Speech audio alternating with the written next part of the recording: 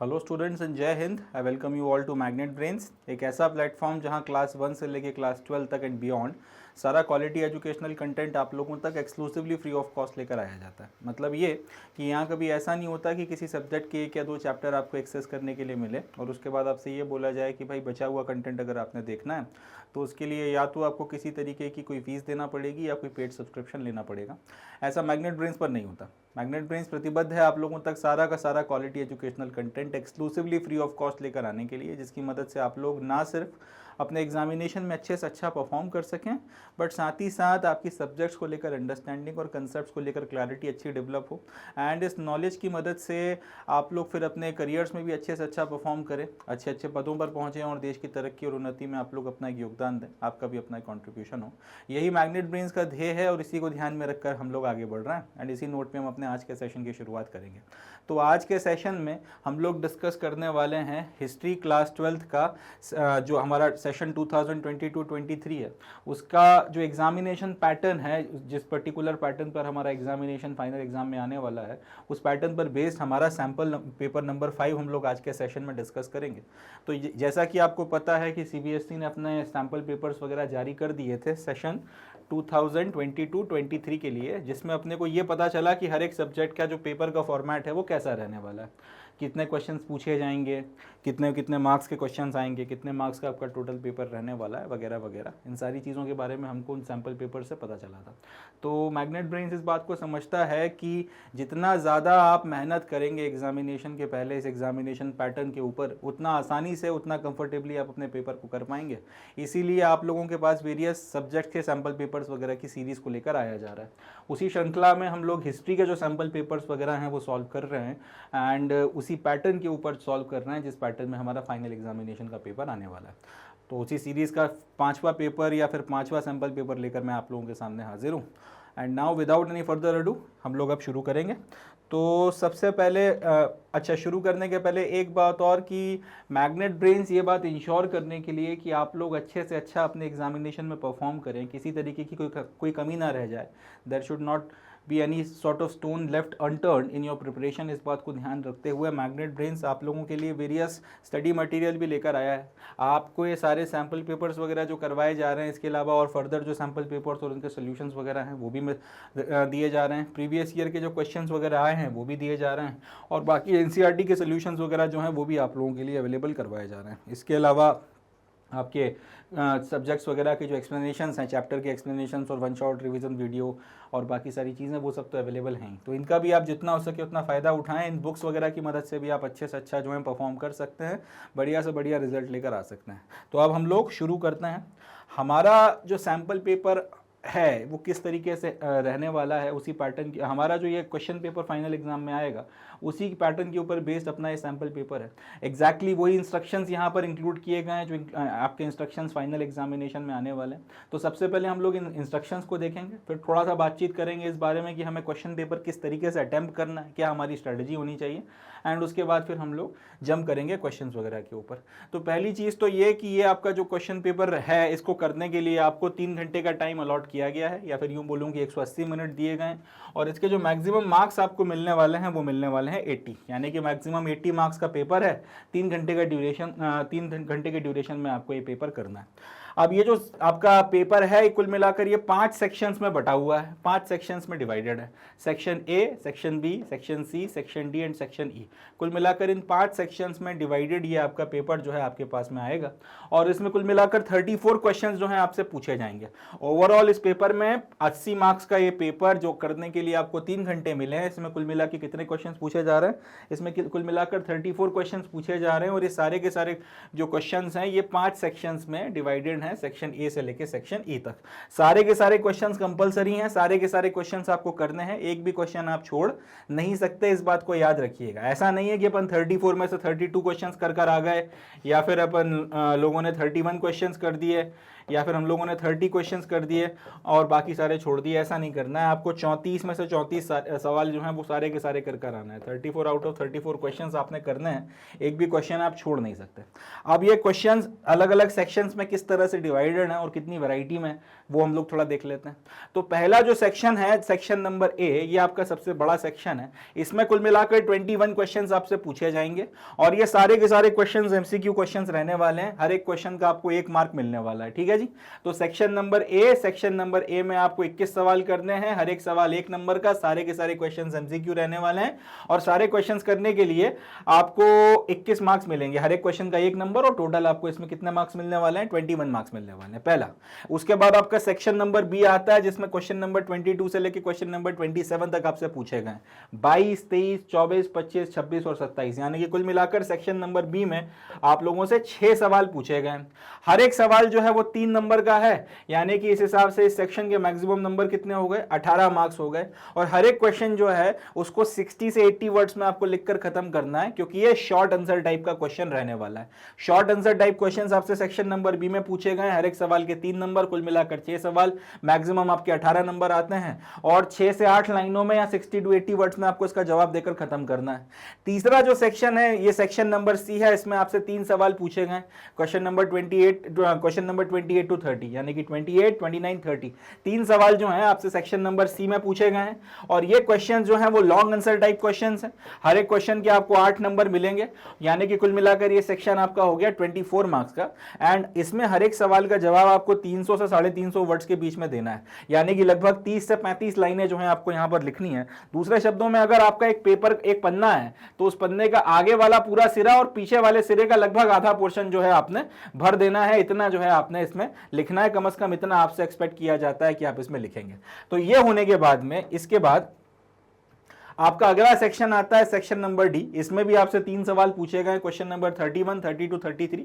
ये सारे के सारे क्वेश्चंस आपके सोर्स बेस्ड क्वेश्चंस रहने वाले हैं।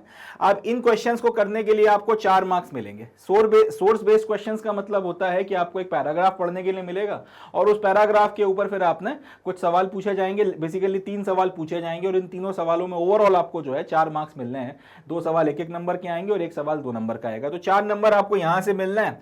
और इस तरीके से जो है आपका ये क्वेश्चन खत्म। आपको यहाँ पे कुल मिलाकर 3 सवाल, हर एक सवाल के आपके 4 मार्क्स, तो कुल मिलाकर आपको यहाँ पे 12 मार्क्स जो हैं मिल जाएंगे।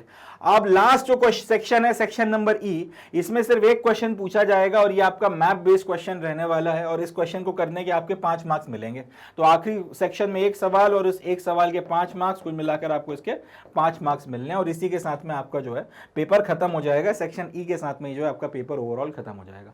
अब इस पेपर में अगर आप देखोगे तो ओवरऑल कोई चॉइस नहीं है, यानी कि आपको 34 के 34 सवाल करने हैं, 34 के 34 क्वेश्चन करने हैं, एक भी आप छोड़ के नहीं आ सकते। हालांकि कहीं पर आपको इंटरनल चॉइस अगर मिली हुई है तो वो बताई जाएगी। जैसे कि लेट्स से सेक्शन नंबर सी की बात कर लेते हैं हम। क्वेश्चन नंबर इसमें 28 है, तो क्वेश्चन नंबर 28 में आपको 2 पार्ट्स दे दिया कि या तो आप ये कर लो या फिर आप ये कर लो। क्वेश्चन नंबर 28 के नाम पे पहला वाला हिस्सा कर दो या दूसरा वाला हिस्सा कर दो।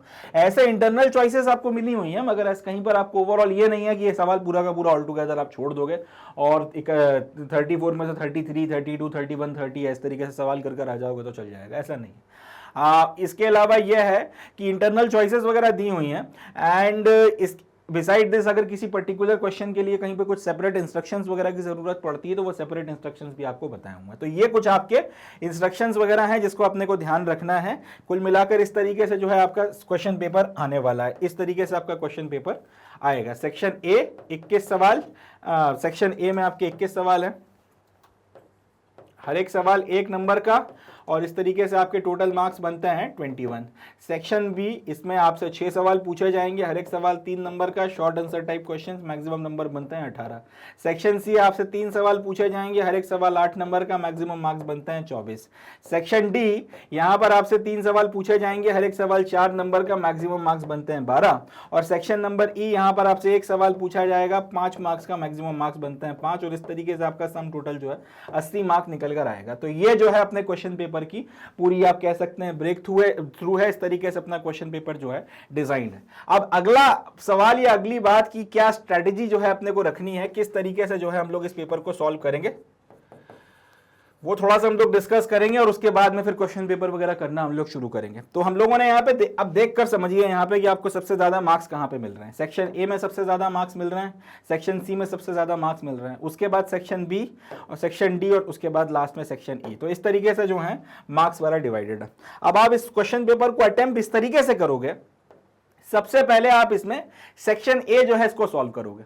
सेक्शन ए में आपको बेसिकली एमसीक्यूज लगाने हैं। एमसीक्यूज का मतलब क्या होता है, आपको मल्टीपल चॉइस क्वेश्चंस दिए हैं, एक सवाल पूछा गया है, उसके 4 ऑप्शंस हैं और कोई एक ऑप्शन सही है तो वो आपको टिक करना है। इसमें ना तो कोई इफ है ना कोई बट है, या तो आपको आता है या फिर आपको नहीं आता है, या तो सही है या फिर गलत है। इसके अलावा तो और इसमें कुछ और हो नहीं सकता। तो आपको हर एक क्वेश्चन सही करने का 1 नंबर मिलेगा और अगर आपने गलत कर दिया तो उसका 1 भी नंबर नहीं मिलेगा। उसमें फिर ये नहीं है कि आपको आधा नंबर दे दिया, 0.75 मार्क्स दे दिए, 0.75 या फिर आपका 0.25 मार्क्स दे दिए। या तो आपको 1 नंबर मिलेगा या फिर आपको 0 मिलेगा। बाइनरी वाली कहानी है। तो सेक्शन ए में जो है आपके मार्क्स वगैरह एकदम फिक्स्ड हैं। जितने क्वेश्चंस आप यहाँ पे सही करेंगे उतने उतने मार्क्स आपको मिल जाएंगे। प्लस आपको यहाँ पे कुछ लिखने की जरूरत नहीं है, आपको सिर्फ जो है करेक्ट एमसीक्यू टिक करना है। तो सेक्शन नंबर ए सबसे पहले आपने अटेम्प्ट करना है और यहाँ पे अपने 21 नंबर जो है वो पहले फिक्स कर लेना है। 21 नंबर यहाँ पे या फिर मैक्सिमम जितने भी आपके आ रहे हैं 18, 19, 20 जो जितने भी मार्क्स आपके आ रहे हो उतने नंबर अपने यहाँ पर अपन ने फिक्स कर दिए। तो सेक्शन ए के 21 नंबर अपने फिक्स हो गए।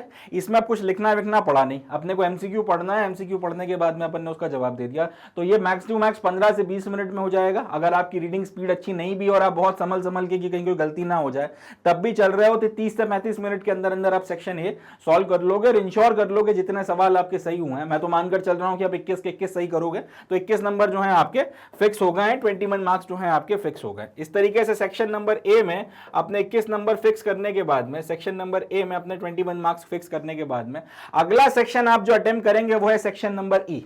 सेक्शन नंबर ई इसलिए अटेम्प्ट करेंगे आप क्योंकि सेक्शन नंबर ई में सिर्फ एक सवाल पूछा गया है और वो मैप बेस्ड क्वेश्चन है। इसमें भी लिखने के लिए कुछ नहीं आएगा। आपको एक सवाल पूछा जाए, आपको एक मैप दिया गया है इंडिया का, आपके क्वेश्चन आपके आंसर शीट में लगा होगा, उसमें आपको किसी पर्टिकुलर जगह को जो या तो आइडेंटिफाई करना है या किसी पर्टिकुलर जगह का नाम जो है आपको लिखना है। अब ये भी सवाल इस तरीके का है कि या तो आपको आता है या फिर आपको नहीं आता है। इसमें फिर इफ और बट की अगर मगर की बात नहीं है। यहां पर भी मैक्सिमम मार्क्स वगैरह जो आपको मिलेंगे सही करने पे पूरे मिलेंगे और अगर गलत कर दिया तो फिर कुछ नहीं मिलेगा। बट मैं आप लोगों पे भरोसा रखता हूं कि आप लोग सही कर आएंगे। तो 5 मार्क्स आपके यहां फिक्स हो गए। मतलब ये है, और ये 2 मिनट का सवाल नहीं है, 2 से 3 मिनट लगेंगे, 5 मिनट मान लो मैक्स टू मैक्स, इससे ज्यादा कुछ नहीं लगना। पढ़ना है, मैप के ऊपर आपको मार्क करना है या जगह का नाम लिखना है, इससे ज्यादा कुछ नहीं करना।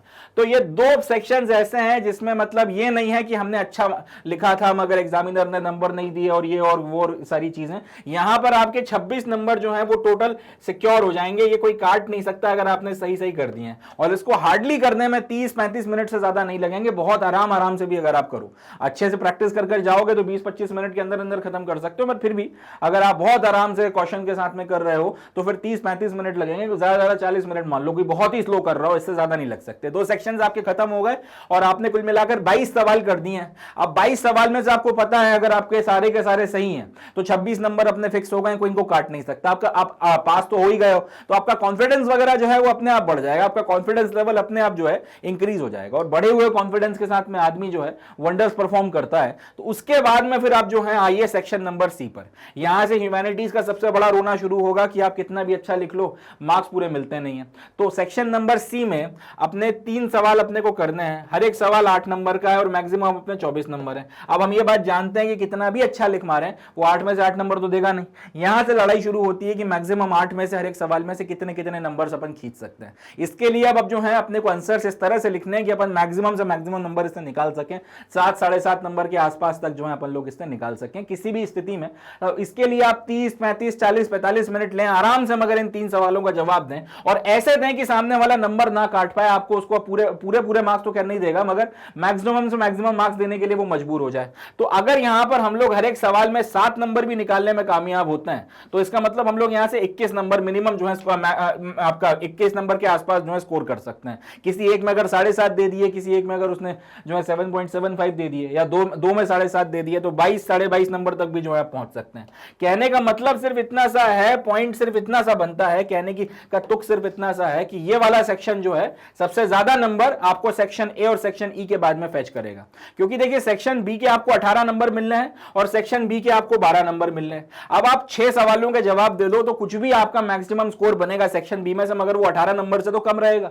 और यहां पर सेक्शन सी ई के साथ, आपका सेक्शन डी के साथ में भी यही कहानी है कि मैक्स टू मैक्स या तो 12 आएंगे या 12 से कम आएंगे। मतलब यह कि सेक्शन बी और सेक्शन डी दोनों की अपेक्षा अगर आप देखोगे तो सेक्शन नंबर सी जो है वो आपके लिए दुधारू गाय की तरह है, वो कामधेनु गाय की तरह है। यहां से आप मैक्सिमम नंबर जो है स्कोर कर सकते हैं। तो 24 नंबर जो है आपके दाव पर लगे और स्टार मार्क मैं इसके ऊपर लगा देता हूं। इसका मतलब इसमें से जितने आप खींच सको उतनी आपकी उतना जो है बेटर रहेगा। मैं मानकर चलता हूं कि मिनिमम 21 नंबर के आसपास जो है आप लोग इसमें से निकाल लोगे।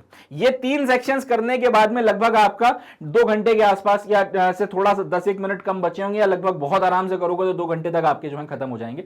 2 घंटा भी नहीं, 1 घंटा 45 मिनट के आसपास तक का जो है टाइम निकल जाएगा। इसके बाद में फिर आपकी मर्जी है कि आप सेक्शन नंबर बी पहले करना चाहते हैं, सेक्शन नंबर डी पहले करना चाहते हैं। अब सेक्शन सी में 3 सवालों के जवाब आपको लिखने हैं। कोई लिखते लिखते बोर हो गया, उसका मन नहीं हो रहा लिखने का, तो वो चाहे तो सेक्शन नंबर डी पर जा सकता है और पहले आपके वो सोर्स बेस्ड क्वेश्चन सोर्स पढ़ के फिर उसके छोटे छोटे सवाल होते हैं उनके जवाब दे सकता है, या फिर और उसके बाद सेक्शन बी पर जा सकता है। या फिर कोई ये बोले कि नहीं यार लिखते लिखते रिदम बन गई है, मैं तो कंटिन्यू करूंगा लिखना, तो उसके बाद में फिर कोई सेक्शन बी पर जा सकता है।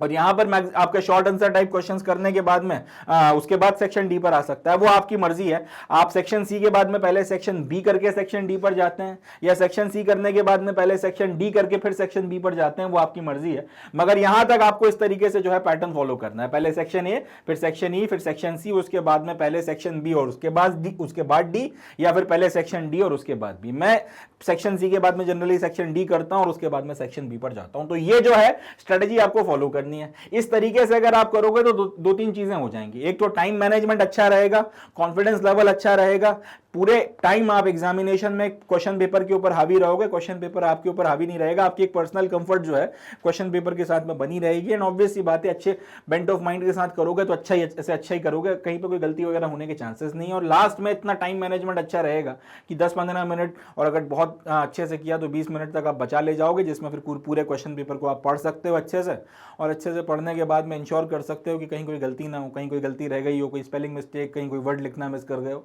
उसको आपने ठीक कर दिया। और उसके बाद में ये इंश्योरिटी के साथ में आप अपना एग्जामिनेशन हॉल छोड़ सकते हो कि यार मेरे 80 में से मैक्सिमम मार्क्स आएंगे, एग्जामिनर ज़्यादा मार्क्स मेरे काट नहीं पाएगा। तो ये तो एक तो ये बात रही कि आपने जो स्ट्रैटेजी फॉलो करनी है वो क्या रखनी है, किस तरीके से अपने क्वेश्चन पेपर करना है। दूसरा ये कि जब आप आंसर्स का जवाब लिखेंगे तब आपको सवालों का जवाब जो है पॉइंट्स में देना है, आपने सवालों का जवाब हेडिंग्स में देना है, और जहां जहां पर हो सके वहां पर आपको चीज़ों को हाईलाइट करना है। जैसे जैसे हम लोग आंसर राइटिंग करेंगे हम देखेंगे भी कि किस तरह से आपको पॉइंट्स में जवाब देना है, हेडिंग्स कैसे बनानी है, हाईलाइटिंग कैसे करनी है। मगर जहां तक हो सके पैराग्राफ्स में लिखने से बचना है, ये चीज अपने को किसी भी हालत में जो है अवॉइड करनी है। हम लोग पैराग्राफ्स में जो है जहां तक हो सके पैराग्राफ में लिखने से बचेंगे, पैराग्राफ में अपने सवालों का जवाब देने से हम लोग परहेज करेंगे। उसकी वजह यह है, देखिए होता क्या है, एग्जामिनर जो आपका चेक करने के लिए बैठा है उसे दिन की 100 कॉपियां 200 कॉपियां हैं, जितनी वो चेक कर सके उतनी वो चेक करने के लिए आता है। हर एक कॉपी चेक करने के 10, 12, 15 रुपए ज्यादा मिलते नहीं है। सामने वाला मूड बना के आया है कि 100, 150, 200 कॉपियां चेक कर जाऊंगा, इतना रुपया कमाऊंगा और बढ़िया है, इस तरीके से उसका एक थॉट प्रोसेस बना हुआ है। अब वो जल्दी या फिर एक सर्टेन रेट पर, एक रिदम पर कॉपियां चेक कर रहा है, एक ही तरीके के सवाल हैं, एक ही तरीके के जनरली जवाब हैं, और एक माइंडसेट बन जाता है कि इतने मार्क्स देने हैं। अब ऐसी परिस्थिति में अगर आप पॉइंट्स के साथ में, हेडिंग्स के साथ में लिखोगे और हाईलाइट करके आओगे चीजों को, तो एक भले वो आपका जवाब पूरा ना पड़े, एक सरसरी निगाह भी अगर मारे और वो इंपॉर्टेंट फैक्ट्स पर उसकी नजर जाएगी, तो वो एग्जामिनर इतना एक्सपीरियंस्ड आदमी है, वो समझ जाएगा कि ये आदमी या तो सही जवाब लिख रहा है, पढ़ लिख कर आया, बकवास कर रहा है, अकॉर्डिंगली वो आपको अच्छे मार्क्स देगा। अब अगर इसी की जगह आपने पैराग्राफ में लिखा, तो देखिए पैराग्राफ का रोना यह है, पैराग्राफ के साथ में दिक्कत यह है, पैराग्राफ में लिखी हुई बात को समझने के लिए पूरा पढ़ना पड़ता है, नहीं तो वो कंटेक्स्ट समझ में नहीं आता। तो अब अगर सामने वाले ने पूरा नहीं पढ़ा और या फिर वो पूरी तरह से आपका कंटेक्स्ट नहीं समझ पाया, उसने ऊपर से एक सरसरी निगाह मारी, तो ये हो सकता है कि अगर आपने एक अच्छा जवाब लिखा और हो सकता है आपको 5 में से 4.5 मार्क्स मिलने चाहिए, मगर वो एक सर्टेन माइंडसेट के साथ में चल रहा है कि पैराग्राफ वगैरह में इससे ज्यादा मार्क्स दूंगा नहीं, और ढंग से उसने पढ़ा भी नहीं, एक सरसरी निगाह मारी तो पता चला उसने आपको 3 साढ़े 3 नंबर पकड़ा दिए, तो अपना यहाँ पे 1 1.5 नंबर का 2 नंबर का नुकसान हो जा रहा है। इसलिए इस बात का ध्यान रखना है जहां तक हो सके पैराग्राफ्स में नहीं लिखना है, पैराग्राफ में लिखना अपने को अवॉइड करना है, पॉइंट्स में लिखना है, हेडिंग्स के साथ में लिखना है, हाईलाइट्स में हाईलाइट करना करते हुए चलना है इंपॉर्टेंट फैक्ट्स को। क्या ये आप लोगों को इसकी प्रैक्टिस होगी भी, हर आपके सैंपल पेपर में मैं इसके बारे में बात करता भी हूं क्योंकि ये बहुत इंपॉर्टेंट है। बाकी हम लोग जब क्वेश्चन पेपर में फर्दर सॉल्व करेंगे लॉन्ग आंसर और शॉर्ट आंसर क्वेश्चंस, तब इसको और देखेंगे भी कि कैसे हमको हेडिंग पॉइंट्स बनाने हैं।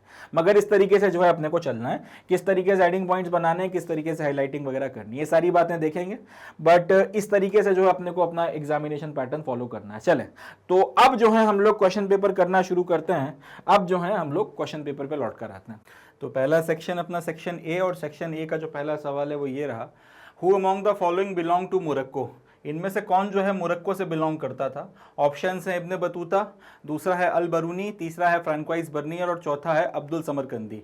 तो इसका जो सही जवाब है वो है option number A, Ibn Battuta जो है वो मोरक्को से बिलोंग करता था। इब्ने बतूता को ग्लोब ट्रॉटर के तौर पर भी जाना जाता है। उस वक्त का जो टाइम पीरियड था, उस वक्त का जो समाज था और जितनी जगहों के बारे में मनुष्य को पता था, उस हिसाब से देखा जाए तो इब्ने बतूता ने काफ़ी लंबी यात्राएं करी हैं।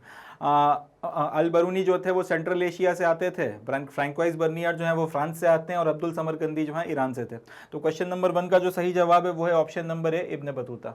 सेकंड क्वेश्चन, हु रोट किताबुल हिंद, अब इनमें से किसने किताबुल हिंद नाम की जो किताब है उसको लिखा है। ऑप्शंस हैं कॉलिन मैकेंजी, अल बरूनी, अब्दुल समद लाहौरी, इब्ने बतूता। तो इसका जो सही जवाब है वो है ऑप्शन नंबर बी, अल बरूनी ने जो है इस किताब को, जिसका नाम किताबुल हिंद है, इसको लिखा है। और इसके बारे में हमने फिर डिटेल में बातचीत करी है कि हर एक जो इसका चैप्टर है वो एक सवाल के साथ में शुरू होता था, फिर संस्कृत के जो टेक्स्ट हैं उसमें से किसी न किसी वर्ड्स को पकड़कर ये व्यक्ति उसका ट्रांसलेशन करते हुए फिर उसका जवाब देना शुरू करता था, फिर जो भी बात अपनी बताना चाहता है वो बताता था और इस तरीके से वो अपना चैप्टर को खत्म करता था। ये सारी बातें हम लोगों ने किताबुल हिंद के बारे में पढ़ी हैं। तो क्वेश्चन नंबर 2 का जो सही जवाब है वो हो जाएगा option number B, Al Biruni. तीसरा क्वेश्चन है, Francois Bernier remained in India for dash years, Francois Bernier जो थे वो हिंदुस्तान में कितने सालों तक रहे थे या कितने सालों तक रुके थे। ऑप्शंस आपको दिए हुए हैं 12 साल, 14 साल, 16 साल, 18 साल। इसका जवाब है फ्रैंकोइस बर्नियर साहब जो हैं वो 12 साल तक इंडिया में रुके थे। यहाँ से एक सवाल मैं आपसे और पूछता हूँ कि कौन से सन में ये इंडिया में आए थे और उसके बाद कौन से सन में ये हिंदुस्तान से गए थे, ये अब आप मुझे बताइएगा। कमेंट सेक्शंस में इसका जवाब जरूर लिखिएगा कि फ्रैंकोइस बर्नियर हिंदुस्तान में किस सन में आए थे और किस सन में गए हैं और 12 साल रुके थे। क्या ये इसका सही जवाब है? क्वेश्चन नंबर 3 का सही जवाब है ऑप्शन नंबर ए। अगला क्वेश्चन, तो क्वेश्चन नंबर 4 में इन्होंने हमसे पूछा है, which of the following cities according to Ibn Battuta was largest. Options हैं सूरत, दिल्ली, दौलताबाद और आगरा। तो इब्ने बतूता ने जो अपने यात्रा वृत्तांत छोड़े हैं, इंडियन सब कॉन्टिनेंट के रिस्पेक्ट में बात कर रहा हूँ क्योंकि वो दूसरी जगहों पर भी गए थे और उसका भी यात्रा वृत्तांत लिखा है। तो अभी मैं फिलहाल जो है सिर्फ अपना इंडियन सब कॉन्टिनेंट की बात कर रहा हूँ कि इंडिया में जब इब्ने बतूता आए और अलग अलग शहरों में रहे, अलग अलग शहरों में गए, तो उनके हिसाब से इनमें से कौन सा शहर जो है हिंदुस्तान के शहरों में सबसे बड़ा शहर था। उसके ऑप्शंस आपको दिए हुए हैं सूरत, दिल्ली, दौलताबाद, आगरा। तो इसका जो सही जवाब है वो है दिल्ली। इन्होंने लिखा है अपने यात्रा वृत्तांत में कि उनके हिसाब से, मेरे हिसाब से मतलब उसमें उन्होंने लिखा हुआ है अपने यात्रा वृत्तांत में इब्ने बतूता ने कि मेरे हिसाब से दिल्ली जो है वो सबसे बड़ा शहर है। काफ़ी ग्राफिक डिस्क्रिप्शन भी जो है फिर दिल्ली की सड़कों का और दिल्ली के शहर वगैरह का जो पूरा नक्शा था, उसके बाजार वगैरह का इन्होंने दिया है, किस तरह से उसके चारों तरफ में आपका बुर्ज वगैरह बने हुए थे, कितने अंदर आने जाने के गेट थे, वो सारी बातचीत इसमें इन्होंने करी है। तो उससे एक अंडरस्टैंडिंग भी जो है इतिहासकारों को लगती है उस टाइम पीरियड में दिल्ली शहर किस तरीके का हुआ करता था, क्या उसका वैभव था, क्या उसका आभा मंडल था, वो आपको समझ में आता है। तो क्वेश्चन नंबर 4 का जो सही जवाब है वो है ऑप्शन नंबर बी, दिल्ली। अगला क्वेश्चन देखते हैं, question number 5, who wrote the book travels in the Mughal umpire. इनमें से किसने जो है इस किताब को लिखा है जिसका नाम है travels in the Mughal empire. Options हैं Francois Bernier, John Marshall, Colin Mackenzie, James Prinsep. तो इसका जो सही जवाब है वो है फ्रैंकोइस बर्नियर। ये साहब जो थे ये जब इंडिया आए तो उसके बाद में मुगल अंपायर में कुछ वक्त तक इन्होंने मुलाजमत भी करी थी और जब फौजें या फिर आपकी कई एक्सपीडिशंस वगैरह एक से दूसरी जगह मूव करते थे तो उनके साथ में ये भी जो है जाया करते थे और हिंदुस्तान की अलग अलग जगहों को इन्होंने देखा। कश्मीर गए और इसके अलावा भी और जगहों पे गए, उसका डिस्क्रिप्शन भी इन्होंने अपने वर्क्स में किया है, अपने किताबों में किया है और उस पूरे वर्क्स का नाम जो है travels in the Mughal umpire था। तो क्वेश्चन नंबर 5 का जो सही जवाब है वो है फ्रैंकोइस बर्नियर, इन्होंने इस किताब को लिखा है। अगला question, question number 6, who translated Indian text into European languages, इनमें से किसने जो है आपके इंडियन टेक्स्ट को सबसे पहले यूरोपियन लैंग्वेजेस में ट्रांसलेट करने का काम शुरू किया था? ऑप्शंस है Duarte Barbosa, Roberto Nobili, Jean Baptiste Tavernier and Francois Bernier. तो इसका जो सही जवाब है वो है रॉबर्टो नोबिली साहब जो थे, इन्होंने इंडियन टेक्स्ट वगैरह को यूरोपियन लैंग्वेजेस में ट्रांसलेट करने का काम सबसे पहले शुरू किया था। बाद में और भी लोग इसमें जुड़ते चले गए, but he was the man who started it for the very first time. चलें अगला question, question number 7। According to Ibn Battuta's account the city that rivalled Delhi was. अब इब्ने बतूता के अकाउंट के अनुसार चलें तो उसमें अपन लोगों ने देखा था कि दिल्ली के बारे में भाई का कहना यह था कि दिल्ली शायद इंडियन सबकॉन्टिनेंट का सबसे बड़ा शहर है और उसको बहुत अच्छे से ग्लोरीफाई किया, उसके वैभव को बहुत अच्छे से बताया, बड़ा ग्राफिक डिस्क्रिप्शन दिया। बाद में फिर और भी शहरों में घूमे तो उसके बाद उन्होंने एक शहर के रिस्पेक्ट में इस बात को कहा था कि अगर दिल्ली की टक्कर का कोई और शहर इंडियन सबकॉन्टिनेंट में है या फिर मुझे लगा है तो वो ये वाला शहर है। अब सवाल यही पूछा गया है कि इब्ने बतूता के अकाउंट के अनुसार चला जाए तो वो शहर जो दिल्ली को राइवल करता था या दिल्ली की टक्कर का था वो कौन सा था? ऑप्शन है मुल्तान, ग्वालियर, लाहौर, दौलताबाद। इसका जो सही जवाब है वो है ऑप्शन नंबर डी, दौलताबाद, या फिर इसको देवगिरी के नाम से भी जाना जाता है। वो उसका पुराना नाम और ओरिजिनल नाम है कि देवगिरी। तो देवगिरी या फिर दौलताबाद जो था उसका जो शहर इब्ने बतूता ने देखा वो उनका मानना था या उनका कहना यह था कि दिल्ली की टक्कर का शहर है या फिर उसको आप कह सकते हैं कि कंपीट करता है। तो क्वेश्चन नंबर 7 का जो सही जवाब है वो है ऑप्शन नंबर डी। अगला, the merchant community in western India was known as. आपका वेस्टर्न इंडिया में जो मर्चेंट कम्युनिटी हुआ करती थी उसको किस नाम से जाना जाता था? ऑप्शंस है दोला, वाकिल, महाजन, सेठ। तो इसका जो सही जवाब है क्वेश्चन नंबर 8 का वो है कि मर्चेंट कम्युनिटी जो वेस्टर्न इंडिया में थी उनको महाजन्स के नाम से जाना जाता था। याद रखिएगा इस बात को। चले क्वेश्चन नंबर 8 का सही जवाब है ऑप्शन नंबर सी। अगला question number 9, the European traveller who visited India in China was. इनमें से कौन से यूरोपियन ट्रैवलर ने इंडिया और चाइना दोनों को जो है विजिट किया था? ऑप्शंस हैं पीटर मंडी, दूसरा है मार्को पोलो, तीसरा है फ्रेंकवाइज बर्नियर एंड चौथा है एंटोनियो मोंसेराटे। तो इसका सही जवाब जो है वो हो जाएगा मार्को पोलो साहब जो थे, इन्होंने इंडिया और चाइना दोनों को विजिट किया है। अच्छा, यहां पर अगर यूरोपियन ट्रैवलर ना लिखकर सिर्फ ट्रैवलर लिखा जाता और उसके बाद में अगर यहाँ पे मार्को पोलो का ऑप्शन ना हो कि इब्ने बतूता का ऑप्शन डाला जाता तो भी बात सही हो जाती। याद रखिएगा इस बात को, आपके मार्को पोलो यूरोपियन थे और वो आपका पहले इंडिया गए उसके बाद चाइना वगैरह गए, वो बात सही है। मगर इसके अलावा आपका जो इब्ने बतूता था वो भी जो है इंडिया आया था और वो भी चाइना गया था। मगर दो बातें हैं यहाँ पे, अगर आप एक तो यूरोपियन शब्द हटाना पड़ेगा या तो आप अफ्रीकन ट्रैवलर डाल दो तब उसकी बात सही हो जाएगी क्योंकि वो आपका मोरक्को से आता था और मोरक्को जो है वो नॉर्थ अफ्रीका में। या फिर अगर सिंपली ट्रैवलर लिखा जाए कि जो इंडिया और चाइना आया था और मार्को पोलो के ऑप्शन की जगह अगर इब्ने बतूता भी डाल दिया जाए तो भी बात सही है क्योंकि ये भाई भी जो है गए थे। ठीक है जी, तो याद रखिएगा इस बात को कि Ibn Battuta and Marco Polo दोनों गए थे। मार्को पोलो पहले गए थे, इब्ने बतूता उसके बाद में गए थे। तो क्वेश्चन नंबर 9 का जो सही जवाब है वो हो जाएगा option number B, that is Marco Polo. अगला क्वेश्चन नंबर 10, इब्ने बतूता है set off for India in the year. Ibn Battuta जो है वो हिंदुस्तान कौन से साल में निकला था, कौन से साल में जो हिंदुस्तान के लिए निकला और कौन से साल में फिर वो पहुंच गया, कितना टाइम पीरियड में उसने यात्रा करी, वो टाइम पीरियड अपने को बताना है। Option 1221 to 1222 common era, 1332 to 1333, 1347 to 1348, 1411 to 1412। इसका जो सही जवाब है वो है 1332 से लेके 1333 के बीच में वो हिंदुस्तान आया था। लगभग एक साल उसे ट्रैवल करते करते लग गया था। 1347-48 में तो खैर लौट गया था वापस, मगर आपका 1332-33 में वो आया था। 32 में चलना शुरू किया होगा, 33 में यहाँ पे पहुंच गया था। तो 10वें का सही जवाब जो है वो है ऑप्शन नंबर बी। चलें अगला क्वेश्चन देखते हैं। The eldest son of Shahjahan was. Shahjahan का जो सबसे बड़ा बेटा था वो कौन सा था? उसका ऑप्शंस हैं दारा शुको, या इसको कई बार दारा शिको भी बोला जाता है, औरंगजेब, शाह शुजा, मुराद। इसका जो सही जवाब है वो है ऑप्शन नंबर ए, दारा सुको या फिर दारा शिको। ये जो है आपके शाहजहां के एल्डेस्ट सन हुआ करते थे और इनके बीच में, औरंगजेब के बीच में और जो इनके और भाई वगैरह थे उनके बीच में वॉर ऑफ सक्सेशन लग गया था। कायदे से अगर देखा जाए सबसे बड़ा बेटा होने के नाते शाहजहां का इनको बादशाह बनना था, मगर ये इतना ज्यादा इंटरेस्टेड नहीं थे इन सारी चीजों में, पढ़ाई लिखाई में लगे रहते थे, उपनिषदों का ट्रांसलेशन वगैरह पर्शियन में करवा रहे थे और संस्कृत वगैरह जो है वो सब सीख रहे थे। खैर औरंगजेब और इनके बीच में जब वॉर ऑफ सक्सेशन हुआ, दारा शिकोह हार गए, औरंगजेब ने सर कटवा के पिताजी के सामने रखवा दिया इनका। कई लोग ये भी कहते हैं कि अगर औरंगजेब की जगह दारा शिकोह अगर मुगल एम्पायर के बादशाह बनते तो वही लिबरल किस्म की पॉलिसीज वगैरह आगे बढ़ती, जिस तरीके की लिबरल पॉलिसीज को अकबर ने आगे लेकर चले थे, और शायद मुगल एम्पायर 200-400 साल और ढंग से चल जाता। मगर क्योंकि दारा शिकोह हार गए और औरंगजेब जीत गए थे, और उसके बाद उन्होंने शासन वगैरह जो किया उसमें फिर जिस तरीके की पॉलिसीज वगैरह चलाई, उसके चलते फिर मुगल एम्पायर के खिलाफ रिवोल्ट पे रिवोल्ट हुई, और उसके चलते कहीं ना कहीं वो मार्ग प्रशस्त हुआ जिसने अल्टीमेटली मुगल एम्पायर का डिसइंटीग्रेशन करवा दिया। तो खैर जो सबसे एल्डेस्ट सन हुआ करते थे शाहजहां के, उनका नाम दारा सुको, कई लोग दारा शिकोह भी पढ़ते हैं, ऐसे याद रखिएगा। क्वेश्चन नंबर 11 का सही जवाब है ऑप्शन नंबर है। चलिए नेक्स्ट क्वेश्चन देखते हैं, question number 12। The chief of merchant community in urban centre was known as. Urban centres में आपकी जो मर्चेंट कम्युनिटी हुआ करती थी उसके चीफ को इनमें से किस नाम से जाना जाता था? ऑप्शंस है नगर सेठ, महाजन्स, मुल्लास, वैद। तो इसका जो सही जवाब है वो है ऑप्शन नंबर ए, नगर सेठ के नाम से जाना जाता था। जो आपकी मर्चेंट कम्युनिटी है उसका जो चीफ रिप्रेजेंटेटिव होता था उसे नगर सेठ के नाम से जाना जाता था। क्वेश्चन नंबर 12 का सही जवाब है ऑप्शन नंबर है। अगला question number 13, which one of the following is written by Ibn Battuta. इनमें से कौन सी किताब जो है इब्न बतूता के द्वारा लिखी गई है? ऑप्शंस हैं किताबुल हिंद, रिहला, दिहाल, दक्कने हिंद। तो इसका जो सही जवाब है वो है रिहला। रिहला किताब जो है, कई बार रिहाला भी पढ़ देते हैं लोग इसे। क्वेश्चन नंबर 13 इसका सही जवाब है ऑप्शन नंबर बी। चले अगला क्वेश्चन देखते हैं, question number 14। Al Biruni was born in 973 in. Al Biruni 973 में 973 में इनमें से किस जगह पे पैदा हुआ था? ऑप्शंस हैं सीरिया, काबुल, गजनी, ख्वारिज्म। तो इसका जो सही जवाब है क्वेश्चन नंबर 14 का वो है option number D, central Asia में ये जगह पड़ती है, इसको बोलते हैं ख्वारिज्म। ख्वारिज्म में इनका जन्म हुआ था।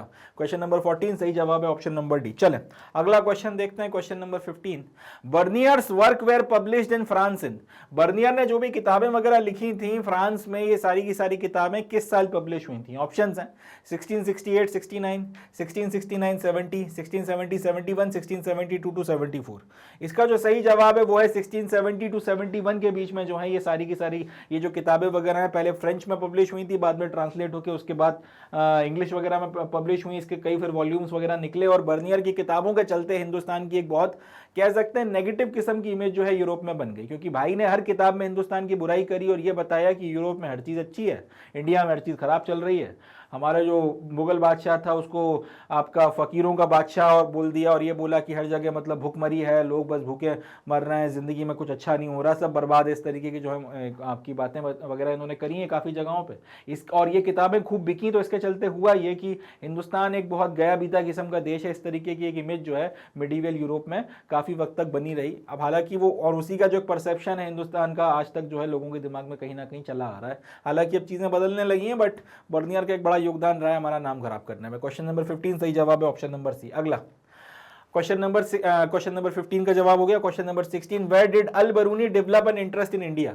अल बरूनी को इनमें से किस जगह पर हिंदुस्तान में इंटरेस्ट आना शुरू हुआ, या फिर इंडिया को लेकर उसके मन में एक कशिश जागी, जिसके चलते फिर अल्टीमेटली वो इंडिया में आया, रहा, घूमा और सारी चीजें उसने करी। ऑप्शंस हैं गजनी, पंजाब, चाइना, सीरिया। इसका सही जवाब है गजनी में जो है अल बरूनी को एक इंटरेस्ट डेवलप होना शुरू हुआ। कहानी यह है कि अल बरूनी ख्वारिज्म में एक आपका स्कॉलर था। अब वहां पे फिर अफगानों ने हमला किया और वहां से फिर काफी लोगों को गुलाम बनाकर गजनी लाया गया। तो अल बरूनी भी इनमें से एक था। अब यहाँ पर आने के बाद में हिंदुस्तान के बारे में उसने काफी सारी बातें सुनी। मोस्ट प्रोबेबली इंडिया से जो ट्रेडर्स वगैरह यहाँ पर व्यापार करते थे शायद उन लोगों के साथ कॉन्टैक्ट में भी आया होगा। यहाँ से फिर इसका एक इंटरेस्ट जनरेट हुआ कि यार मुझे हिंदुस्तान जाना है। उसके बाद फिर पंजाब आया और काफ़ी जगहों पे गया और इंडिया में काफ़ी घूमा भी है, काफ़ी कुछ लिखा है इसने। मगर इंडिया को लेकर इसका इंटरेस्ट अफगानिस्तान में गजनी में जब गुलाम के रूप में वहाँ पर रह रहा था तब जनरेट हुआ था। क्वेश्चन नंबर 16 सही जवाब है ऑप्शन नंबर है। अगला question number 17, traveller Peter Mundy was from which country. Peter Mundy जो थे ये भी एक ट्रैवलर थे। ये इनमें से किस देश से आए थे? ऑप्शंस हैं इंग्लैंड, फ्रांस, इटली, रशिया। तो इसका जो सही जवाब है वो है ऑप्शन नंबर ए कि ट्रैवलर पीटर मंडई जो थे वो आपका इंग्लैंड से आए थे। अगला question number 18, famous traveller Marco Polo came from which country. अब मार्को पोलो नाम के फेमस ट्रैवलर जिसके बारे में अभी अपन लोगों ने एक एमसीक्यू किया कि ये भाई इंडिया भी आए थे और ये भाई चाइना भी गए थे, ये कौन से देश से आए थे अब अपने को ये बताना है। ऑप्शंस हैं इटली, इंग्लैंड, फ्रांस, पुर्तगाल। तो इसका जो सही जवाब है वो है ऑप्शन नंबर ए, इटली। कायदे से ये वेनिस के रहने वाले हुआ करते थे और आज की तारीख में वेनिस का वो सारा इलाका जो है इटली के कंट्रोल में आता है जहाँ से ये आए थे। तो क्वेश्चन नंबर 18 का जो सही जवाब बनता है वो बनता है option number A, that is Italy. अगला देखते हैं क्वेश्चन नंबर 19।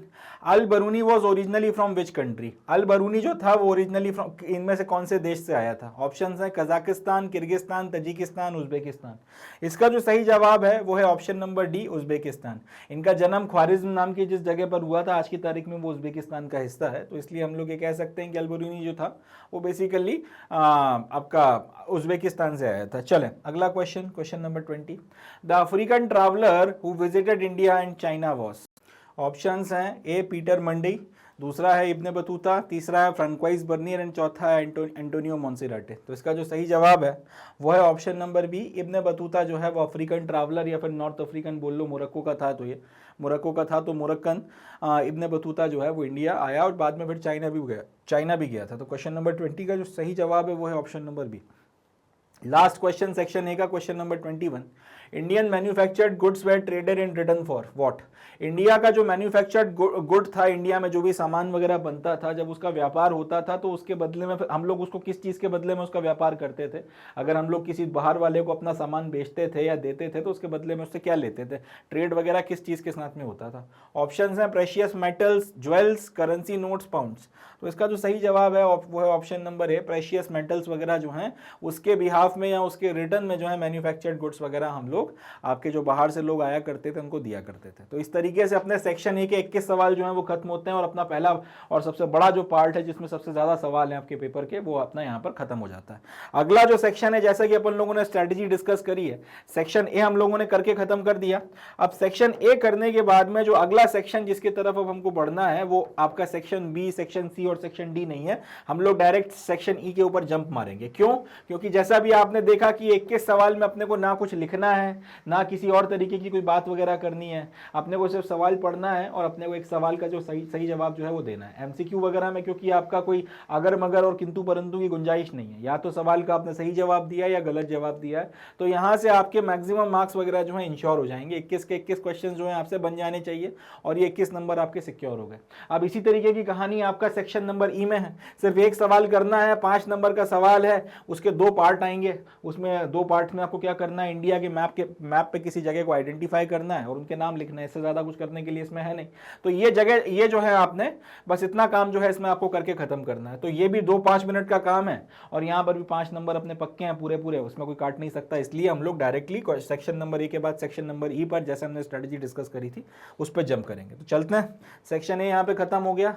अब डायरेक्ट हम लोग सेक्शन ई और उसमें हमारा जो पेपर है उसके आखिरी सवाल क्वेश्चन नंबर 34 की तरफ बढ़ते हैं, उसको करते हैं। चले देखते हैं इसे। तो अब हम लोग आगे सेक्शन ई में, सेक्शन ई में मैप बेस्ड क्वेश्चन है, इसके भी 2 पार्ट्स अपने को करने हैं। पहले पार्ट में अपने को ये पूछा गया mark the following on the map. अपने को 3 नाम दिए गए हैं और इनको अपने को मैप के ऊपर मार्क करना है। पहला है देवगिरी या फिर दौलताबाद, दूसरा है विजयनगर या फिर हम्पी और तीसरा है हंसी। तीनों के बारे में अपन लोगों ने इस चैप्टर में बातचीत करी है। क्वेश्चन नंबर 34 में जो ये तीनों जगह पूछी गई हैं, इसके बारे में अपन लोगों ने चैप्टर नंबर 5 या फिर थीम नंबर 5 में बातचीत कर रखी है। तो इनके अब इनको हम लोग अब पॉइंट करेंगे। देवगिरी या दौलताबाद जो है वो महाराष्ट्र में है, औरंगाबाद के पास में पड़ता है, यहाँ कहीं पे आएगा। ठीक है जी, ये जो है आपका देवगिरी या फिर दौलताबाद हो गया।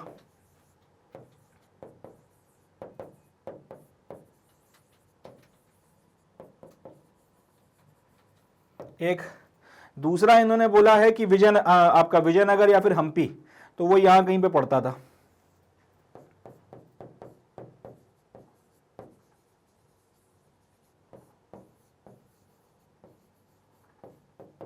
और तीसरा इन्होंने बोला था हंसी। हंसी जो है वो हरियाणा में आता है, यहाँ कहीं पे पड़ता है। तो ये जो हैं आपके ये तीनों नाम हो जाएंगे और इस तरीके से ये आपने पहले सवाल का जवाब जो है दे दिया। सिर्फ 3 जगहों के नाम लिखने थे, इससे ज़्यादा कुछ नहीं करना था। ये आ गया आपका हंसी, यहाँ पे दिल्ली से पास में है, हरियाणा में आपको देखने को मिलेगा।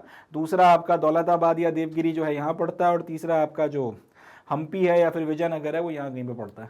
तो ये आपके तीनों जो है पॉइंट्स ये तीनों चीज़ें अपन लोगों ने पॉइंट कर दी। अगला जो है, जो अगला क्वेश्चन इन्होंने पूछा है, तो इस तरीके से आपका 34.1 जो है वो खत्म हो गया। अगला जो है 34.2, on the map a place has been marked as A. इसी मैप के ऊपर एक जगह को ए के रूप में मार्क किया गया, कैपिटल ए के रूप में। This place was visited by Ibn Battuta, write the name of the place. अब इस जगह को जो है इब्ने बतूता ने विजिट किया था, आपको करना यह है कि इस जगह का नाम लिखना है। अच्छा जी, तो देख लेते हैं, ये जगह यहाँ पर मार्क की गई है और यहाँ पर जो है इनका कहना यह है कि इब्ने बतूता ने विजिट किया था।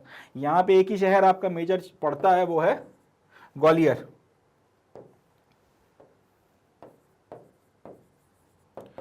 और ग्वालियर इब्ने बतूता गया भी था, दिल्ली से जब ये नीचे की तरफ में जा रहा था साउथ, तो ग्वालियर इसके रास्ते में आया था और उसने जिक्र भी किया था उस बात का। तो इस तरीके से जो है अपना 34.2 भी सॉल्व हो जाएगा और इसको करने में हार्डली 2 मिनट नहीं लगे और इस तरीके से अपन ने 5 नंबर सिक्योर कर लिए। एक बार फिर से मैं बना देता हूँ। सबसे पहले दौलताबाद या देवगिरी यहाँ कहीं पे पड़ता है, ये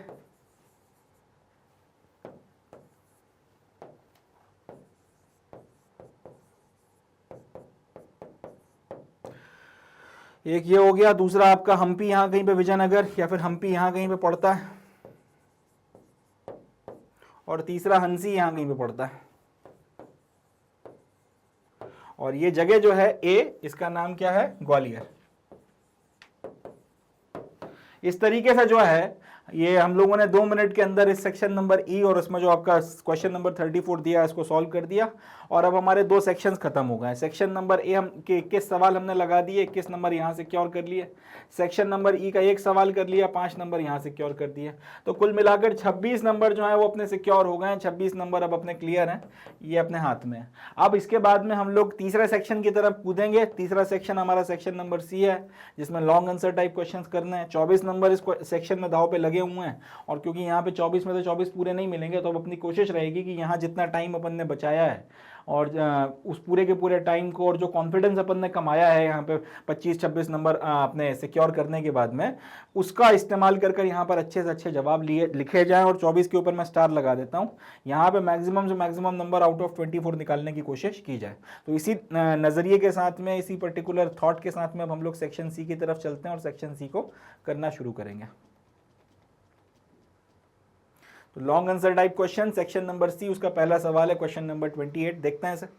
तो section C long answer type questions में क्वेश्चन नंबर 28 में पहला सवाल जो अपने से पूछा है, Ibn Battuta found Delhi as a city full of exciting opportunities, support your answer with evidences given by him. Ibn Battuta ने जब दिल्ली शहर के बारे में लिखा था तो उसने बोला था कि दिल्ली एक ऐसा शहर है जो अपॉर्चुनिटीज से या फिर संभावनाओं से भरा पड़ा है। ये जो स्टेटमेंट है इब्ने बतूता का, उसने जो एविडेंस वगैरह दिए थे इस बात को जस्टिफाई करने के लिए, उन एविडेंसेस के साथ में अब अपने जवाब को सपोर्ट करिए कि ये जो बात कह रहा है वो सही है या नहीं है। पहली बात, इसी सवाल को घुमा के इस तरह से पूछा जा सकता है, explain the observation of Ibn Battuta about the cities of India with special reference to Delhi.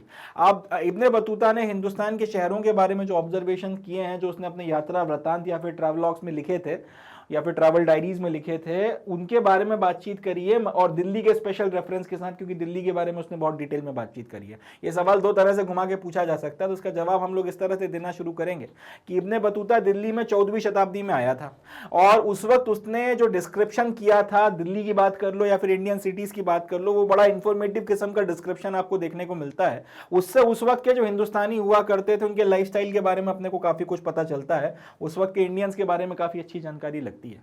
अब इब्ने बतूता का कहना यह था कि इंडिया के जो शहर थे वो डेंसली पॉपुलेटेड थे, यानी कि यहाँ पे लोग बड़ी मात्रा में रहते थे और प्रॉस्पेरस किस्म के शहर थे। मतलब यहाँ पे ये नहीं है कि गरीबी है और लोग एकदम भूख और प्यास से तड़प रहे हैं, ऐसी परिस्थितियां नहीं थी। यहाँ मिडिवल टाइम पीरियड में जब ये शहरों की बात करता है तो ये बताता है कि लोग वेल टू डू थे, यहाँ पे प्रॉस्पेरिटी या फिर वैभव देखने को मिलता था। हालांकि उसने ये भी बोला है कि कई बार आपके शहर पे अगर किसी ने हमला कर दिया, कहीं से कोई जंग वगैरह लग गई, तब शहर खाली हो जाते थे, तब एकदम वीरान हो जाते थे, तब लोग सब कुछ छोड़ छाड़ के अपना गाँव भाग जाते थे ताकि अपनी जान माल की रक्षा की जा सके। उस टाइम पीरियड को अगर एक हटा दें जिसमें शहर एकदम वीरान पड़ गए हैं, सब खत्म हुआ जाता था, उसके अलावा बाकी टाइम पे जनरली डेंसली पॉपुलेटेड रहते थे और यहाँ पर प्रॉस्पेरिटी वगैरह भी आपको देखने के लिए मिलती थी। फिर ये आगे कहते हैं कि आपके जो जितने भी शहर वगैरह हैं उनमें जो सड़कें हैं, शाम के वक्त या जनरली जिस वक्त में आपके मार्केट्स लग रहे होते हैं उस वक्त में क्राउडेड स्ट्रीट्स हुआ करती थी, ब्राइट कलरफुल मार्केट हुआ करते थे और कई सारे तरीकों की 50 तरीके की आपकी कमोडिटीज या चीजें वगैरह यहाँ पे मिलती थी। अब किसी जगह पर अगर लोग ज्यादा मात्रा में रह रहे हैं, वहां पे शामें खूबसूरत हैं और वहां पे बहुत सारी वैरायटी का सामान मिल रहा है, तो ये क्लियर कट इंडिकेशन है कि सोसाइटी इन जनरल जो है आपके बुरे दिनों से नहीं गुजर रही थी, प्रॉस्पेरिटी वहां पे देखने को मिलती थी। अब Delhi with its vast population became the largest city in India, Daulatabad was no less easily rival Delhi in size. तो दिल्ली जो थी इसकी पॉपुलेशन क्योंकि सबसे ज्यादा थी, उस हिसाब से देखा जाए तो शहर को भी फैलना पड़ेगा, इतने लोगों को कैटर करना है, तो इसके चलते दिल्ली सबसे बड़ा शहर बन गया था हिंदुस्तान का। और इससे टक्कर लेता हुआ शहर देवगिरी या फिर दौलताबाद हुआ करता था, जो लगभग उसी साइज का था। अब उस वक्त में जो शहर हुआ करते थे उनके चारों तरफ आपको वॉल्स वगैरह बनाना पड़ती थी प्रोटेक्शन के लिए, ताकि आपका जान माल की रक्षा की जा सके जब हमले वगैरह हो इस तरीके के।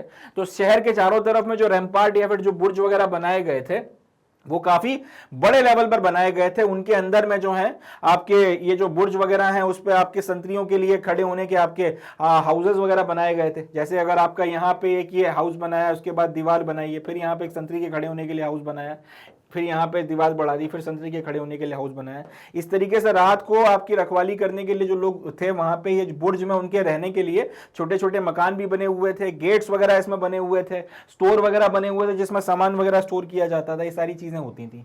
ये पूरे के पूरे जो रैम्पार्ट या फिर आपके बुर्ज होते थे, इनका जो लोअर पोर्शन है वो पत्थर का बना होता था और ऊपर का जो पोर्शन है इसको ब्रिक का बनाया जाता था। इसमें कई सारे टॉवर्स वगैरह थे। आगे ये बताते हैं कि दिल्ली में एंटर करने के लगभग 28 गेट्स हुआ करते थे और इनको दरवाजा बोला जाता था। इसमें जो सबसे इंपॉर्टेंट है वो बदाऊं दरवाजा है, मंडी दरवाजा है, गुल दरवाजा है। ये कुछ आपके दरवाजे वगैरह जो है काफी फेमस हुआ करते थे। The markets and bazaars of Indian cities were the places of economic transaction and social and cultural activities. फिर ये बोलते हैं कि हिंदुस्तान के जो आपके बाजार थे, मार्केट से, यहीं पर आपके इकोनॉमिक ट्रांजैक्शन हो रहे हैं, यहीं पर लोग बाग जनरली एक दूसरे से मिल रहे हैं। तो सोशल, कल्चरल और इकोनॉमिक तीनों तरीके की एक्टिविटीज वगैरह आपको इन्हीं बाजारों में देखने के लिए मिला करती थी। एंड जितने भी आपके बाजार वगैरह हैं उनके बारे में ये भी इन्होंने बात कही है कि सब जगहों पे आपको मस्जिद और टेंपल्स वगैरह जो हैं वो देखने को मिलते थे। इसके अलावा फिक्स स्पेसेस हुआ करते थे पब्लिक परफॉर्मेंसेस के लिए, डांसर्स हो गए, म्यूजिशियंस हो गए, सिंगर्स हो गए। बाजारों में सर्टेन आपकी जगह वगैरह होती थी, वहां पर ही आपकी परफॉर्मेंस वगैरह दिया करते थे ताकि लोगों का एंटरटेनमेंट वगैरह किया जा सके। एंड लास्ट में ये बोलते हैं कि कई सारे टाउन्स वगैरह जो हैं ये सारी की सारी वेल्थ, ये प्रॉस्पेरिटी, ये सारी चीजें इसलिए कर पा रहे थे क्योंकि इनके आसपास के जो गांव थे वहां पे अच्छी उपज होती थी और गांव वाले अपनी जरूरत का रख के बाकी सारी जो उपज वगैरह है वो बेचने के लिए शहर आया करते थे। तो वो जो आपका सरप्लस प्रोडक्शन आपका गांव वगैरह में हो रहा था उसके चलते यहाँ पे प्रॉस्पेरिटी आपको देखने को मिलती थी। तो इस तरीके से इस सवाल का एक अच्छा जवाब बनकर तैयार होगा। अब इसमें हम लोगों ने हेडिंग्स और पॉइंट्स का इस्तेमाल करना है, हाईलाइटिंग किस तरह से करनी है वो देखते हैं। अब इब्ने बतूता दिल्ली कब आया? 14वीं शताब्दी में। इस बात को अंडरलाइन कर दीजिए, सामने वाले की नजर जानी चाहिए कि आपको पता है कि वो किस सन में यहां पर आया था।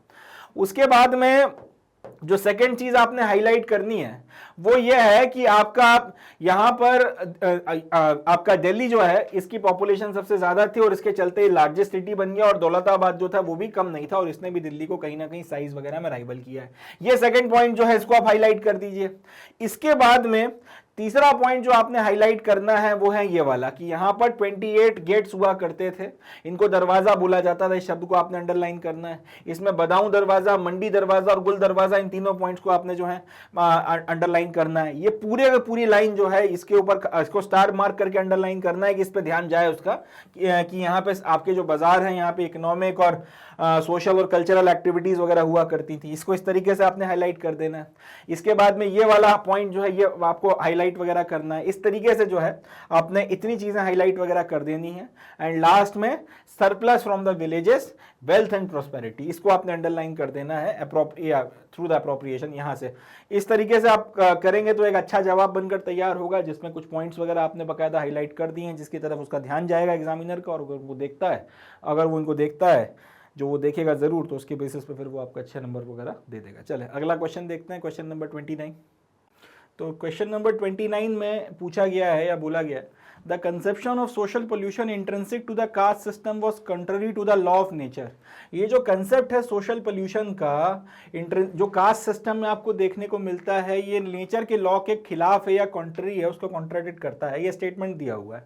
Examine Al Biruni statement on Indian caste system. तो अल-बरूनी ने जो ये स्टेटमेंट दिया है इंडिया के कास्ट सिस्टम के ऊपर, इसका एग्जामिन अपने को करना है। क्या अल-बरूनी ने ये बोला है कि ये जो पूरा का पूरा आपका कंसेप्ट है सोशल पोल्यूशन का कि कोई पवित्र है और कोई अपवित्र है, ये जो चीज़ आपको जो अल्टीमेटली कास्ट सिस्टम से जुड़ा हुआ पूरा कंसेप्ट है, ये लॉ ऑफ नेचर्स के खिलाफ है। एंड ये स्टेटमेंट जो आपका अल बरूनी ने दिया है, ये इंडियन कास्ट सिस्टम को किस तरीके से के बारे में जो ये विचार रखे हैं, इस चीज़ को आप कैसे देखते हैं, इसको एग्जामिन करना है। तो इसका जवाब हम लोग इस तरह से देना शुरू करेंगे कि अल बरूनी ने भैया एक बड़ी सी किताब लिखी है जिसका नाम है किताबुल हिंद। इसमें इन्होंने इलाबोरेटली जो है हिंदुस्तान की कई सारी बातों के बारे में बातचीत करी है, और उसी में से एक चीज जो है वो है इंडिया की सोशल लाइफ, उसको बहुत डिटेल में डिस्कस किया गया। अब इसमें ये कहते हैं कि ये जो आपका पोल्यूशन का कंसेप्ट आता है, पवित्र और अपवित्र का जो ये कंसेप्ट आता है, जो कास्ट सिस्टम में इंट्रिंसिकली आपको देखने को मिलता है, ये नेचर के लॉज के खिलाफ है। और ये चीज फिर वो एक्सप्लेन करने की कोशिश भी करते हैं। हालांकि ये करते वक्त में उन्होंने आपका जो इंडिया का कास्ट सिस्टम की पूरी व्यवस्था है, इसकी दूसरे जो समाज उन्होंने देखे थे उसके साथ में पैरेलल्स वगैरह ड्रॉ किए हैं, और उसकी मदद से उन्होंने समझने की या समझाने की कोशिश करी अपने पढ़ने वाले को किताबुल हिंद में, कि इंडिया में कास्ट सिस्टम जो है इसको अपन इस तरह से समझते हैं। हालांकि ये पैरेलल इसी तरीके की चीजें दूसरे देशों में भी आपको देखने को मिलती हैं, तो उससे वो कितना अलग है या कितना मिलता जुलता है, इस तरीके के पैरेलल्स ड्रॉ करते हुए कंपैरेटिव स्टडी आपका जो है कास्ट सिस्टम के बारे में अल बरूनी ने करी है। इनका कहना यह है कि एंशिएंट पर्शिया की बात की जाए तो वहां पर भी 4 वर्ण इस तरीके के या 4 सोशल कैटेगरी जो है हुआ करती थी। पहली कैटेगरी जो है आपकी राजा और प्रिंसेस की हुआ करती थी, मॉन्क्स वगैरह इसमें आते थे, आपका ये जो अलग अलग आपकी कैटेगरीज वगैरह होती हैं, मॉन्क्स वगैरह इसमें आया करते थे, फायर प्रीस्ट वगैरह जो हैं ये, और लॉयर्स वगैरह ये दूसरी कैटेगरी हुआ करती थी, फिजिशियंस हो गए, एस्ट्रोनॉमर्स हो गए, साइंटिस्ट और पीजेंट्स और आर्टिसंस हो गए, सबसे लास्ट वाली कैटेगरी जो है पीजेंट्स और आर्टिसंस की हुआ करती थी। तो ये सारे के अलग, अब ऐसा नहीं है कि आपकी ये जो 4 वर्णों की व्यवस्था है वो सिर्फ आपको इंडिया में देखने को मिलती है, इसी तरीके का कुछ सोशल ऑर्डर जो है आपको पर्शिया में भी देखने को मिलता था। जापान में भी इनफैक्ट इसी तरीके से 4 वर्णों में लोग डिवाइड किए गए थे। सबसे पहले वर्ण में आपका समुराई आते थे, दूसरे वर्ण में कोई और आता था, इस तरीके से। तो 4 वर्णों की ये व्यवस्था या 4 फोल्ड में सोसाइटी का क्लासिफिकेशन इंडिया में यूनिक नहीं था, और भी जगहों पर होता था। ये कहने के बाद में अब ये कहते हैं, यह एक कंक्लूजन बनाते हैं कि सोशल डिवीजन जो है वो यूनिक नहीं है इंडिया में। और इसके बाद में हालांकि उन्होंने ये बात बताने के बाद में कि ये चीज ऐसा नहीं है कि हिंदुस्तान में ही सबसे अलग हो रही हो, ये दूसरी जगहों पर भी होती है, मगर ये लिखने के बाद में उनका कहना ये था, he pointed out that within Islam all men were considered equal, differing only in their observation of piety, deep respect of God. इसके बाद में फिर ये आपका ये जो नोशन ऑफ पोल्यूशन है उसको रिजेक्ट करते हैं। इसमें इनका कहना यह है कि जो आपको कास्ट सिस्टम का डिस्क्रिप्शन देखने के लिए मिलता है, भाई ये मेरे गले नहीं उतरता, ये बात मुझे एक्सेप्टेबल नहीं है, ये आपका नोशन जो है पोल्यूशन का वो मेरे दिमाग में नहीं आ रही है, मैं इसको एक्सेप्ट नहीं कर सकता। इनका कहना यह है कि everything which falls into a state of impurity strives and succeeds in regaining its original condition of purity. Example, the sun cleanse the air and the salt in the sea prevents the water from becoming polluted. इनका कहना यह था कि मैं इस बात को, ये जो कास्ट सिस्टम में आपका पोल्यूशन का नोशन है, इसको इसलिए एक्सेप्ट नहीं कर सकता क्योंकि मेरा मानना यह है कि हर वो चीज जो अपवित्र होती है वो कोशिश करे और उसके बाद प्रोसेस करती रहे, प्रयास करती रहे, तो वो पवित्रता जो है उसको रिगेन कर लेती है। एग्जाम्पल के लिए, अगर हवा खराब हो गई है तो जब सूरज की रोशनी उसके ऊपर पड़ेगी तो हवा साफ हो जाएगी। जो समुद्र में आपका पानी जो है उसमें आपका नमक मिला हुआ है, उसका जो खारापन है वो उसको खराब होने से या पोल्यूट होने से रोकता है। तो इसीलिए ये जो आपका, अगर कोई चीज इंप्योर है तो वो प्योर हो सकती है, प्यूरिफिकेशन की साइकिल से होकर गुजरेगी, मगर ये नहीं हो सकता कि एक चीज जो है वो परमानेंटली आपका कंडेम्ड है कि वो इंप्योर ही रहेगी। ये चीज मेरे बस की, ये चीज जो है मैं एक्सेप्ट नहीं कर सकता, इसलिए मैं ये जो कास्ट सिस्टम का पूरा प्योरिटी इंप्योरिटी का नोशन है इसे रिजेक्ट करता हूं। तो अल बरूनी का कहना यह था, believe that if there were no phenomenon of removing impurity then the life on earth would have been impossible. तो अगर आपका अपवित्रता खत्म करने की कोई तरीका ही नहीं होता तो फिर जिंदगी जो है आपका धरती पर वो पॉसिबल नहीं हो पाती, वो इम्पॉसिबल हो जाती। इसलिए ये जो आपका परमानेंट, कोई लोग अपवित्र हैं और कोई लोग जो पवित्र हैं, जो एक इंट्रिंसिक बात कास्ट सिस्टम में कही गई है, वो आपका लॉज ऑफ नेचर के खिलाफ जाती है, इसलिए इसको एक्सेप्ट नहीं किया जा सकता।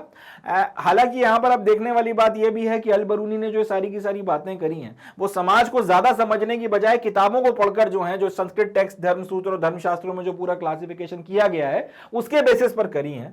इसलिए इसलिए उसने जो पॉइंट आपका जो ये पूरा का पूरा कास्ट सिस्टम जो है किताबों के पॉइंट ऑफ व्यू से समझाया है, मगर ये नहीं देख पाया कि कास्ट सिस्टम जिस तरीके से आपका थ्योरी में लिखा गया था इन प्रैक्टिस उतना ज्यादा रिजिड हुआ नहीं करता था, उतना रिजिडिटी आपको कास्ट सिस्टम में एज सच देखने के लिए नहीं मिला करती थी। तो ऑल्दो अल-बरूनी ने अच्छी बातें करी हैं, मगर पूरी तरह से इंडियन सोसाइटी को समझने में वो भी कामयाब नहीं हो पाए। इस तरीके से जो है क्वेश्चन नंबर 29 का जवाब हम लोग देकर खत्म करेंगे और फिर हम लोग सेक्शन नंबर सी के लास्ट क्वेश्चन की तरफ आएंगे, जो है क्वेश्चन नंबर 30, जिसमें बोला गया explain the views of Bernier about a more complex social reality of the Mughal empire. तो मुगल अंपायर को लेकर बर्नियर ने जो आपकी सोशल कॉम्प्लेक्स रियलिटीज देखी थी उसके बारे में उसके क्या विचार वगैरह थे वो बताइए। वो चीज जो है एक्सप्लेन करना है, उसके बारे में अपने को बात करनी है। देखते हैं सर।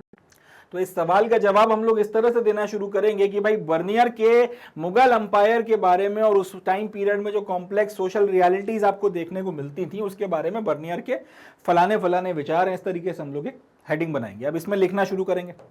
बर्नियर का ये मानना था कि मुगल स्टेट जो है वो टायरानिकल था, यानी कि वो निरंकुश था और वो एक मतलब दमन के साथ में जो है शासन वगैरह कर रहे थे, लोगों के ऊपर अत्याचार कर रहे थे। पहली बात तो ये उनका। अब इसके पीछे का लॉजिक जो वो देते हैं वो ये है, इनका कहना ये था कि आर्टिसंस को किसी तरीके का कोई इंसेंटिव नहीं दिया जाता था जिसकी मदद से वो अपनी मैन्युफैक्चरिंग में जो भी चीजें कर रहे हैं उसकी क्वालिटी को सुधार सके, और जितना भी प्रॉफिट वगैरह उससे होता था वो सारा का सारा प्रॉफिट जो है वो आपका स्टेट अप्रोप्रिएट कर लेता था, स्टेट सारा का सारा प्रॉफिट खा जाता था।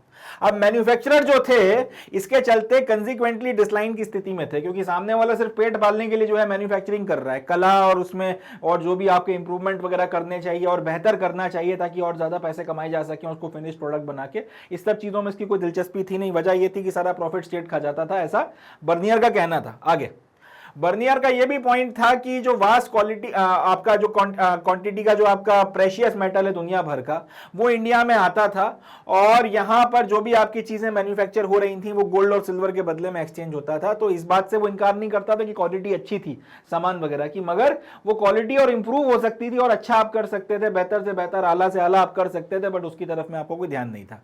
इसके आगे इनका कहना यह था कि एक आपका एक प्रॉस्पेरस आपकी मर्चेंट कम्युनिटी वगैरह है जो लॉन्ग डिस्टेंस ट्रेड से खूब पैसा वगैरह कमा रही है, और उसके बाद में लार्ज पोर्शन जो था लैंड का।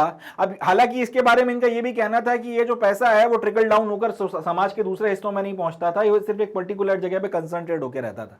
फिर ये बोलते हैं जमीन वगैरह के बारे में कि लार्ज पोर्शन जो लैंड का है, यहां पर जो जमीन वगैरह है वो यहां पर आपको काफी ज्यादा फर्टाइल देखने को मिलती है, बहुत उपजाऊ जमीन यहां पर देखने को मिलती है। और बंगाल अकेले की बात कर ली जाए एग्रीकल्चरल प्रोडक्शन के मामले में तो वो पूरे के पूरे आपके इजिप्ट से ज्यादा जो है प्रोडक्शन वगैरह एग्रीकल्चर का कर देता है, और भर भर के यहाँ पे अलग अलग तरीके की चीजें जो है उगाई जाती हैं। सिल्क हो गया, कॉटन हो गया, इंडिगो हो गया। तो एक अकेली प्रोविंस जो है यहाँ की पूरे के पूरे बहुत बड़े और आपका अफ्रीका के बहुत बड़े और प्रॉस्पेरस देश से ज्यादा प्रोडक्शन वगैरह आपको दे रही है। फिर ये आगे ये कहते हैं कि जमीन वगैरह पे आपको सफिशिएंटली जो है लोग वगैरह पॉपुलेटेड मिलते हैं अलग अलग जगहों पर, और जमीन को ठीक तरीके से मतलब जो है जोता भी जा रहा है, खेती किसानी ठीक ठाक हो रही है। मैक्सिमम लोग वगैरह जो है वो मैन्युफैक्चरिंग का जो आपका ये जो आपका खेती किसानी वगैरह करते हैं, इसके अलावा जो मैन्युफैक्चरिंग की बात की जाए उसमें जो मैक्सिमम लोग आपके एम्प्लॉय किए जाते हैं वो या तो कारपेट बनाते हैं या ब्रोकेड्स बनाते हैं, एम्ब्रॉयडरी का काम करते हैं, गोल्ड सिल्वर के क्लोथ्स वगैरह बना रहे हैं, सिल्क और कॉटन के अलग अलग काम कर रहे हैं। इस तरीके की चीजें वगैरह जो है यहाँ पे काफी बड़े लेवल पर मैन्युफैक्चर हो रही हैं। कई सारे तरीके के आपको यहाँ पर शहर वगैरह भी देखने के लिए मिलते हैं, कई सारे आप, और हर एक शहर जो है उसकी अपनी कोई खासियत है। कोई आपके शहर मैन्युफैक्चरिंग टाउन है, मतलब वहां पे कुछ खास तरीके की चीजें वगैरह मैन्युफैक्चर हो रही हैं। कई जगह ट्रेडिंग टाउन है, वहां पे व्यापार अच्छा हो रहा है। कई जगह आपके पोर्ट टाउन है, वहां से आपका जो भी आपका इंपोर्ट एक्सपोर्ट होता है वो होता है। कई आपके सेक्रेट सेंटर हैं जैसे काशी या बनारस हो गया, जहां पे लोग जो है आपका धार्मिक गतिविधियों के लिए जाते हैं। कई इसी तरीके कई आपके दूसरे जो है पिलग्रिमेज टाउन्स वगैरह हैं। तो ये सारी बातें बताने के बाद फिर वो ये बताते हैं कि आपकी जो अलग अलग आपके जो कम्युनिटी थी लोगों की, उनके अलग अलग प्रोफेशंस हुआ करते थे और वो अलग अलग प्रोफेशंस में जो है बटे हुए थे। महाजन हो गए, नगर सेठ हो गए, हकीम हो गए, पंडित हो गए, वकील हो गए। इस तरीके की आपके अलग अलग जो प्रोफेशंस वगैरह करने वाले लोग थे वो अपनी अपनी कम्युनिटीज वगैरह बनाकर रहते थे। तो ये जो है पूरा का पूरा आपके कॉम्प्लेक्स सोशल रियलिटीज वगैरह उस वक्त में चल रही थी। बट ओवरऑल इन सबके ऊपर मुगल अंपायर जो है टायरेनिकल हुआ करता था। इस तरीके से अपने को जवाब लिखकर खत्म करना है। अब क्या क्या चीजें हाईलाइट करनी है? टायरेनिकल वर्ड को आपने हाईलाइट करना है। No incentive to improve the quality of manufacturers, इसको जो है आपने हाईलाइट करना है। इसके बाद में आपका इसके बाद में जो है आप जो पॉइंट हाईलाइट करेंगे वो है existence of a prosperous merchant community. इसके बाद में ये वाला जो पूरा पॉइंट है इसको पूरा पूरा हाईलाइट करना है। इस वाले की बात की जाए तो यहाँ पर ये वाली लाइन जो है इसको आपने हाईलाइट करना है इस पर्टिकुलर सेक्शन में से।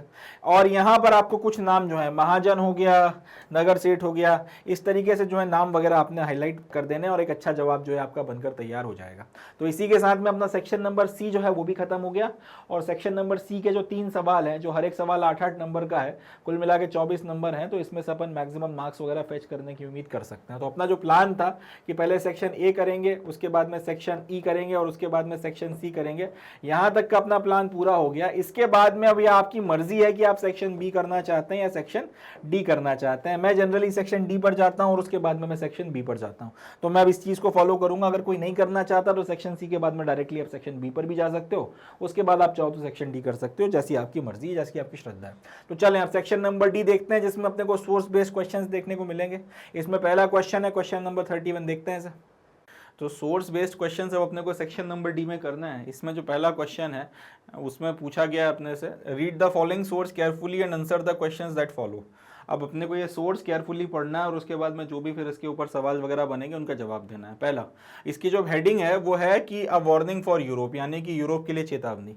अब इसमें लिखा हुआ है, Bernier warned that if European kings followed the Mughal model their kingdom would be far from being well cultivated and peopled, so well build, so rich, so polite and flourishing as we see them. मतलब ये कि Bernier ने अपने writings में इस बात की चेतावनी यूरोप के राजाओं को दी थी, यूरोपियन किंग्स को दी थी कि अगर आपने अपने राज्य को या फिर अपने शासन को उसी तरीके से चलाया जिस तरीके से मुगल हिंदुस्तान को चला रहे हैं, तो उस कंडीशन में आपके जो ये शासन वगैरह में आपका जो अंपायर, आपके जो किंगडम्स वगैरह चल रहे हैं, जो वेल कल्टिवेटेड हैं, पीपल्ड हैं, अच्छे से इनको मतलब डेवलप किया गया है, यहाँ पे काफ़ी पैसा है, काफ़ी पोलाइटनेस और काफ़ी फ्लरिशनेस आपको यहाँ पर देखने को मिलती है, यहाँ पे तरक्की पसंद जो माहौल आपको देखने को मिलता है वो सब खत्म हो जाएगा, वो सब बर्बाद हो जाएगा। Our kings are otherwise rich and powerful and we must above that they are much better and royally served. हमारे राजा वैसे तो खैर बहुत ज़्यादा पावरफुल हैं और हमें ये प्रण भी लेना चाहिए कि उनको और ज़्यादा अच्छे से सर्व किया जाए। They would soon be kings of deserts and solitudes of beggars and barbarians such as those whom I have been representing, the Mughals. मगर अगर इन लोगों ने उस तरीके का पालन किया जिस तरीके से मुगल्स अपने शासन को चला रहे हैं, तो फिर बहुत जल्दी जो है इनकी स्थिति भी वैसी हो जाएगी जैसी स्थिति मैं इन लोगों की देख रहा हूँ, मुगलों की देख रहा हूँ। यानी कि यहाँ पर आपको बहुत गरीबी देखने को मिलेगी और यहाँ पर आपको बहुत असभ्य किस्म के लोग देखने को मिलेंगे और बारबेरियंस वगैरह जो हैं आपको इस तरीके के लोग देखने को मिलेंगे। We should find the great cities and the great boroughs rendered inhabitable because of ill air and to fall to mine without any bodies taking care of repairing them. इसके बाद एक चीज जो होगी वो ये है कि हमारे जो बड़े बड़े शहर हम लोगों ने बनाए, अगर उस तरह से हम लोग अपना शासन चलाने लगे जिस तरह से मुगल इंडिया चला रहे हैं, तो हमारे जो बड़े बड़े आपके शहर हैं वो सब खराब हो जाएंगे, वो रहने लायक नहीं रह जाएंगे और वहां पे कोई भी इनकी जो बिल्डिंग्स वगैरह है उसका कोई ध्यान वगैरह नहीं रखेगा। The hillocks abandoned and the field overspread with bushes और filled with pestilential marshes and hath being already intimated. और इसके अलावा आपके जो पहाड़ वगैरह है वो या फिर आपके जो पहाड़ी इलाके हैं वो सब छोड़ छोड़ के लोग भाग जाएंगे और आपके जो मैदानी इलाके हैं वहां पर झाड़ जंगल के अलावा कुछ नहीं उगेगा और सब जो है खराब हो जाएगा, सब बर्बाद हो जाएगा। इस तरीके से इसने ये पैराग्राफ में यूरोपियन किंग्स को कुल मिलाकर ये बताने की कोशिश करी है कि अगर मुगल जिस तरह से देश चला रहे हैं उस तरह तुमने देश चलाया तो यूरोप का सत्यानाश हो जाएगा। ये बात बर्नियर ने बेसिकली कही है यूरोपियन किंग्स को या फिर यूरोप को इन जनरल जो है वार्निंग इसने यहाँ पर दी है। अब इसके ऊपर जो सवाल है वो ये बनता है, in what ways did Bernier condemn Mughal rulers. अब बर्नियर ने जो है मुगल रूलर्स को या मुगल शासकों को किस तरीके से या किन तरीकों से कंडेम किया था, तो इसका जवाब ये बनेगा कि बर्नियर ने इस तरह से कंडेम किया था कि उन्होंने सजेस्ट किया था कि बर्नियर ने सजेस्ट किया था कि यूरोप में और इंडिया में जो एक फंडामेंटल डिफरेंस है, या फिर यूं बोलूं कि मुगल टाइम पीरियड में जो हिंदुस्तान था उसमें और यूरोप में जो उस वक्त में आपका कई सारी किंगडम्स वगैरह में बटा हुआ था, इसके बीच में जो एक फंडामेंटल या बेसिक डिफरेंस था वो ये था कि इंडिया में किसी भी तरीके की कोई प्राइवेट प्रॉपर्टी नहीं थी, किसी इंसान की अपनी खुद की कोई प्राइवेट प्रॉपर्टी नहीं हो सकती थी, सारी की सारी जमीन जो है वो बादशाह की थी। All the lands were owned by the emperor and the nobles, it had disasters consequences for the economy and society. Bernier criticise this land ownership system. तो बर्नियर का कहना यह था कि क्योंकि इंडिया में किसी भी तरीके की कोई प्राइवेट प्रॉपर्टी है ही नहीं किसी के पास में, अब क्योंकि आपकी अपनी कोई प्राइवेट प्रॉपर्टी नहीं है, सारी की सारी प्रॉपर्टी जो है वो आपके राजा की है, और राजा जिसको देना चाहे उसको दे, जिससे छीनना चाहे उससे छीन ले। इसके चलते होता यह था कि जिस जिसके पास में जमीन आती थी कुछ वक्त के लिए, उसको अब ये नहीं पता कि कब तक उसके पास में जमीन रहने वाली है, तो वो कोशिश करता था जितना माल बना सको बना लो, और वो जमीन में से जितना हो सके टैक्स निकालने की कोशिश कर रहा है, प्रोडक्शन ज्यादा करने की कोशिश कर रहा है। मगर उस जमीन के इंप्रूवमेंट में, एग्रीकल्चर के इंप्रूवमेंट में, टैक्स सिस्टम के इंप्रूवमेंट में, लोगों की भलाई में किसी का ध्यान नहीं है। इसका नतीजा ये निकला कि ये सिस्टम बहुत डिजास्टर्स बन गया और बहुत टायरेनिकल या टिरेनिकल बन गया। इसमें राजा और उसके अमीर उमरावों को तो खैर कोई खास दिक्कत नहीं हुई, मगर उनके नीचे जो जनरल पॉपुलेशन थी उनको काफी परेशानियां हुई। और अब यहां से बर्नियर का कहना यह था कि यही एक बेसिक डिफरेंस है कि मुगल इंडिया में और यूरोप में, कि यूरोप में लोगों के पास प्राइवेट प्रॉपर्टी होती है, एस्टेट्स होते हैं, और वो उनके भलाई के लिए, उनकी प्रोग्रेस के लिए काम करते हैं। यहाँ पे क्योंकि जमीन किसी की है ही नहीं, तो कोई ओनरशिप लेने को तैयार नहीं है, और इसके चलते हो ये रहा है कि यहाँ पे भला किसी का नहीं हो रहा, और सारी की सारी जो जमीन है वो एम्परर और नोबल्स वगैरह के द्वारा जो है ओन की जाती थी। इसके बहुत डिजास्टर्स कंसीक्वेंसेस आपकी इकोनॉमी और सोसाइटी पे निकल कर आ रहे हैं। एंड बर्नियर ने जो है इस लैंड ओनरशिप सिस्टम को इसलिए बहुत ज्यादा क्रिटिसाइज किया था। चलें अगला क्वेश्चन देखते हैं। तो सेकंड जो क्वेश्चन है इसमें पूछा गया है, what contrast to the account of Bernier and Abul Fazl, what contrast do the accounts of Bernier and Abul Fazl's Aine Akbari, यानी कि आईने अकबरी जो अबुल फजल ने लिखी है और बर्नियर ने जो अपना यात्रा वृतांत लिखा है, इन दोनों में जो बेसिक डिफरेंस है या जो कॉन्ट्रास्ट है वो क्या है। तो इसका जवाब हम लोग इस तरह से देंगे कि भाई बर्नियर ने यह बोला है कि शासन जो है, जमीन का सोल ओनर जो है सिर्फ वही है, मगर और इसके चलते, और क्योंकि सारी की सारी जमीन उसी की है, इसके चलते हो ये रहा है कि बहुत डिजास्टर्स कंसीक्वेंसेस वगैरह जो हैं वो निकल कर आ रहे हैं। ठीक है जी, मगर ये जो फैक्ट है इसको आपका अबुल फजल की जो किताब है आईने अकबरी वो सपोर्ट नहीं करती। अबुल फजल का कहना यह है कि जमीन के ऊपर जो भी रेवेन्यू लिया जा रहा है, जो लैंड रेवेन्यू लिया जा रहा है, वो इसलिए नहीं लिया जा रहा कि सारी जमीन जो है वो राजा की है, और क्योंकि राजा ने अपनी प्रजा को उसके ऊपर रहने का या जीने का हक दिया है, तो प्रजा उस जमीन के ऊपर जो राजा की है उसके ऊपर रहने के लिए जो है बादशाह को टैक्स दे रही है। ऐसा नहीं है, it is not a rent on the land that he owned. बजाय इसके जो लैंड रेवेन्यू में टैक्स लिया जा रहा है वो रेम्यूनरेशन ऑफ सोवर्जिनिटी है, that was claimed by the ruler for the protection provided by them, for the protection the ruler he was claimed by the ruler for the protection he provided to them. मतलब ये कि कहने का sense ये बनता है कि शासन जो है वो राजा का चल रहा है, और ये राजा की जिम्मेदारी है कि भाई आपकी जान माल की हिफाजत हो, आप सुकून से रह सकें, आप चैन से जो है जी सकें। ये सारी चीजें देने के लिए ये आपका जो रेम्यूनरेशंस हैं, आपकी जो सोवर्जिनिटी आपको दी जा रही है सुकून से जीने के लिए बादशाह के राज में, उसके लिए जो रेम्यूनरेशन है वो आपसे लिया जा रहा है, वो जो चीज है वो आपका लैंड रेवेन्यू के नाम पर कलेक्ट की जा रही है। ये टैक्स इस नाम से नहीं लिया जा रहा कि आप जो है बेसिकली सारी जमीन राजा की है और राजा की जमीन पे किराए पे रह रहे हैं तो इसलिए उसका किराया आपसे मांगा जा रहा है। आप शासन में रह रहे हैं राजा की, और राजा आपकी प्रोटेक्शन की और बाकी सारी चीजों की जिम्मेदारी उठा के रखा हुआ है। तो ये जो आपका ये जो रेम्यूनरेशन है वो उसकी सोवर्जिनिटी के या फिर ये जो प्रोटेक्शन वो आपको दे रहा है उसके बिहाफ पर वो आपसे मांग रहा है। तो यहां पर अपने को एक टोटल कॉन्ट्रास्ट समझ में आता है। एक आदमी बोल रहा है कि सारी जमीन बादशाह ने आपका कब्जा रखी है और उसके ऊपर जो है वो टैक्स वगैरह लेता है और उसके चलते डिजास्टर्स कंसीक्वेंसेस हैं। दूसरा आदमी ये बोल रहा है कि राजा जमीन वगैरह के ऊपर टैक्स नहीं मांग रहा है, राजा जो है प्रोटेक्शन के बेसिस पर बेसिकली टैक्स ले रहा है। तो अबुल फजल का जो व्यू है कुल मिलाकर हम लोग ये कह सकते हैं बर्नियर की व्यू से ऑल टुगेदर डिफरेंट है, टोटल कॉन्ट्रास्ट या फिर हम लोग यूं बोलें कि कॉन्ट्राडिक्शन हमको इन दोनों के अकाउंट्स में देखने को मिलता है। तीसरा question number third, pride has its fall if power and negligence of duty rules anyone. Explain the statement in relevance to the Bernier's warning. Pride has its fall if power and negligence of duty rules anyone. मतलब ये कि अगर आपके पास में ताकत है और आपको उस ताकत की मदद से कोई ड्यूटी परफॉर्म करनी है, अगर आप उस ड्यूटी को परफॉर्म करने में नेग्लिजेंस शो करते हैं तो इसके चलते फिर आपकी जो प्राइड है, आपकी जो सत्ता है, आपका जो शासन प्रशासन है वो बर्बाद हो जाता है, वो खत्म हो जाता है। एक्सप्लेन करिए इस स्टेटमेंट को in the relevance to Bernier's warning. अब अपने को ये स्टेटमेंट जो है बर्नियर की वार्निंग के रिस्पेक्ट में जो है एक्सप्लेन करना है। बर्नियर ने ये वार्निंग, ये स्टेटमेंट क्यों दिया है, या फिर बर्नियर ने जो वार्निंग है वो क्यों दिया है कि अगर आपके पास में पावर है और आप शासन कर रहे हैं, मगर अगर आपने नेग्लिजेंस दिखाया उस पावर के यूज में या एक्सरसाइज में या शासन करने में, तो भैया उसके नतीजे में आपकी प्राइड का बहुत जल्दी को धक्का लगेगा और बहुत जल्दी आपका डाउनफॉल शुरू हो जाएगा। ये स्टेटमेंट क्यों दिया गया? Bernier thought that in Mughal Empire, the emperor owned all the lands and distributed it among his nobles. Thus, Indian society constituted of undifferentiated masses of impoverished people and, who were subjected by a small minority of very rich and powerful ruling class. This has disastrous result of for the economy and society.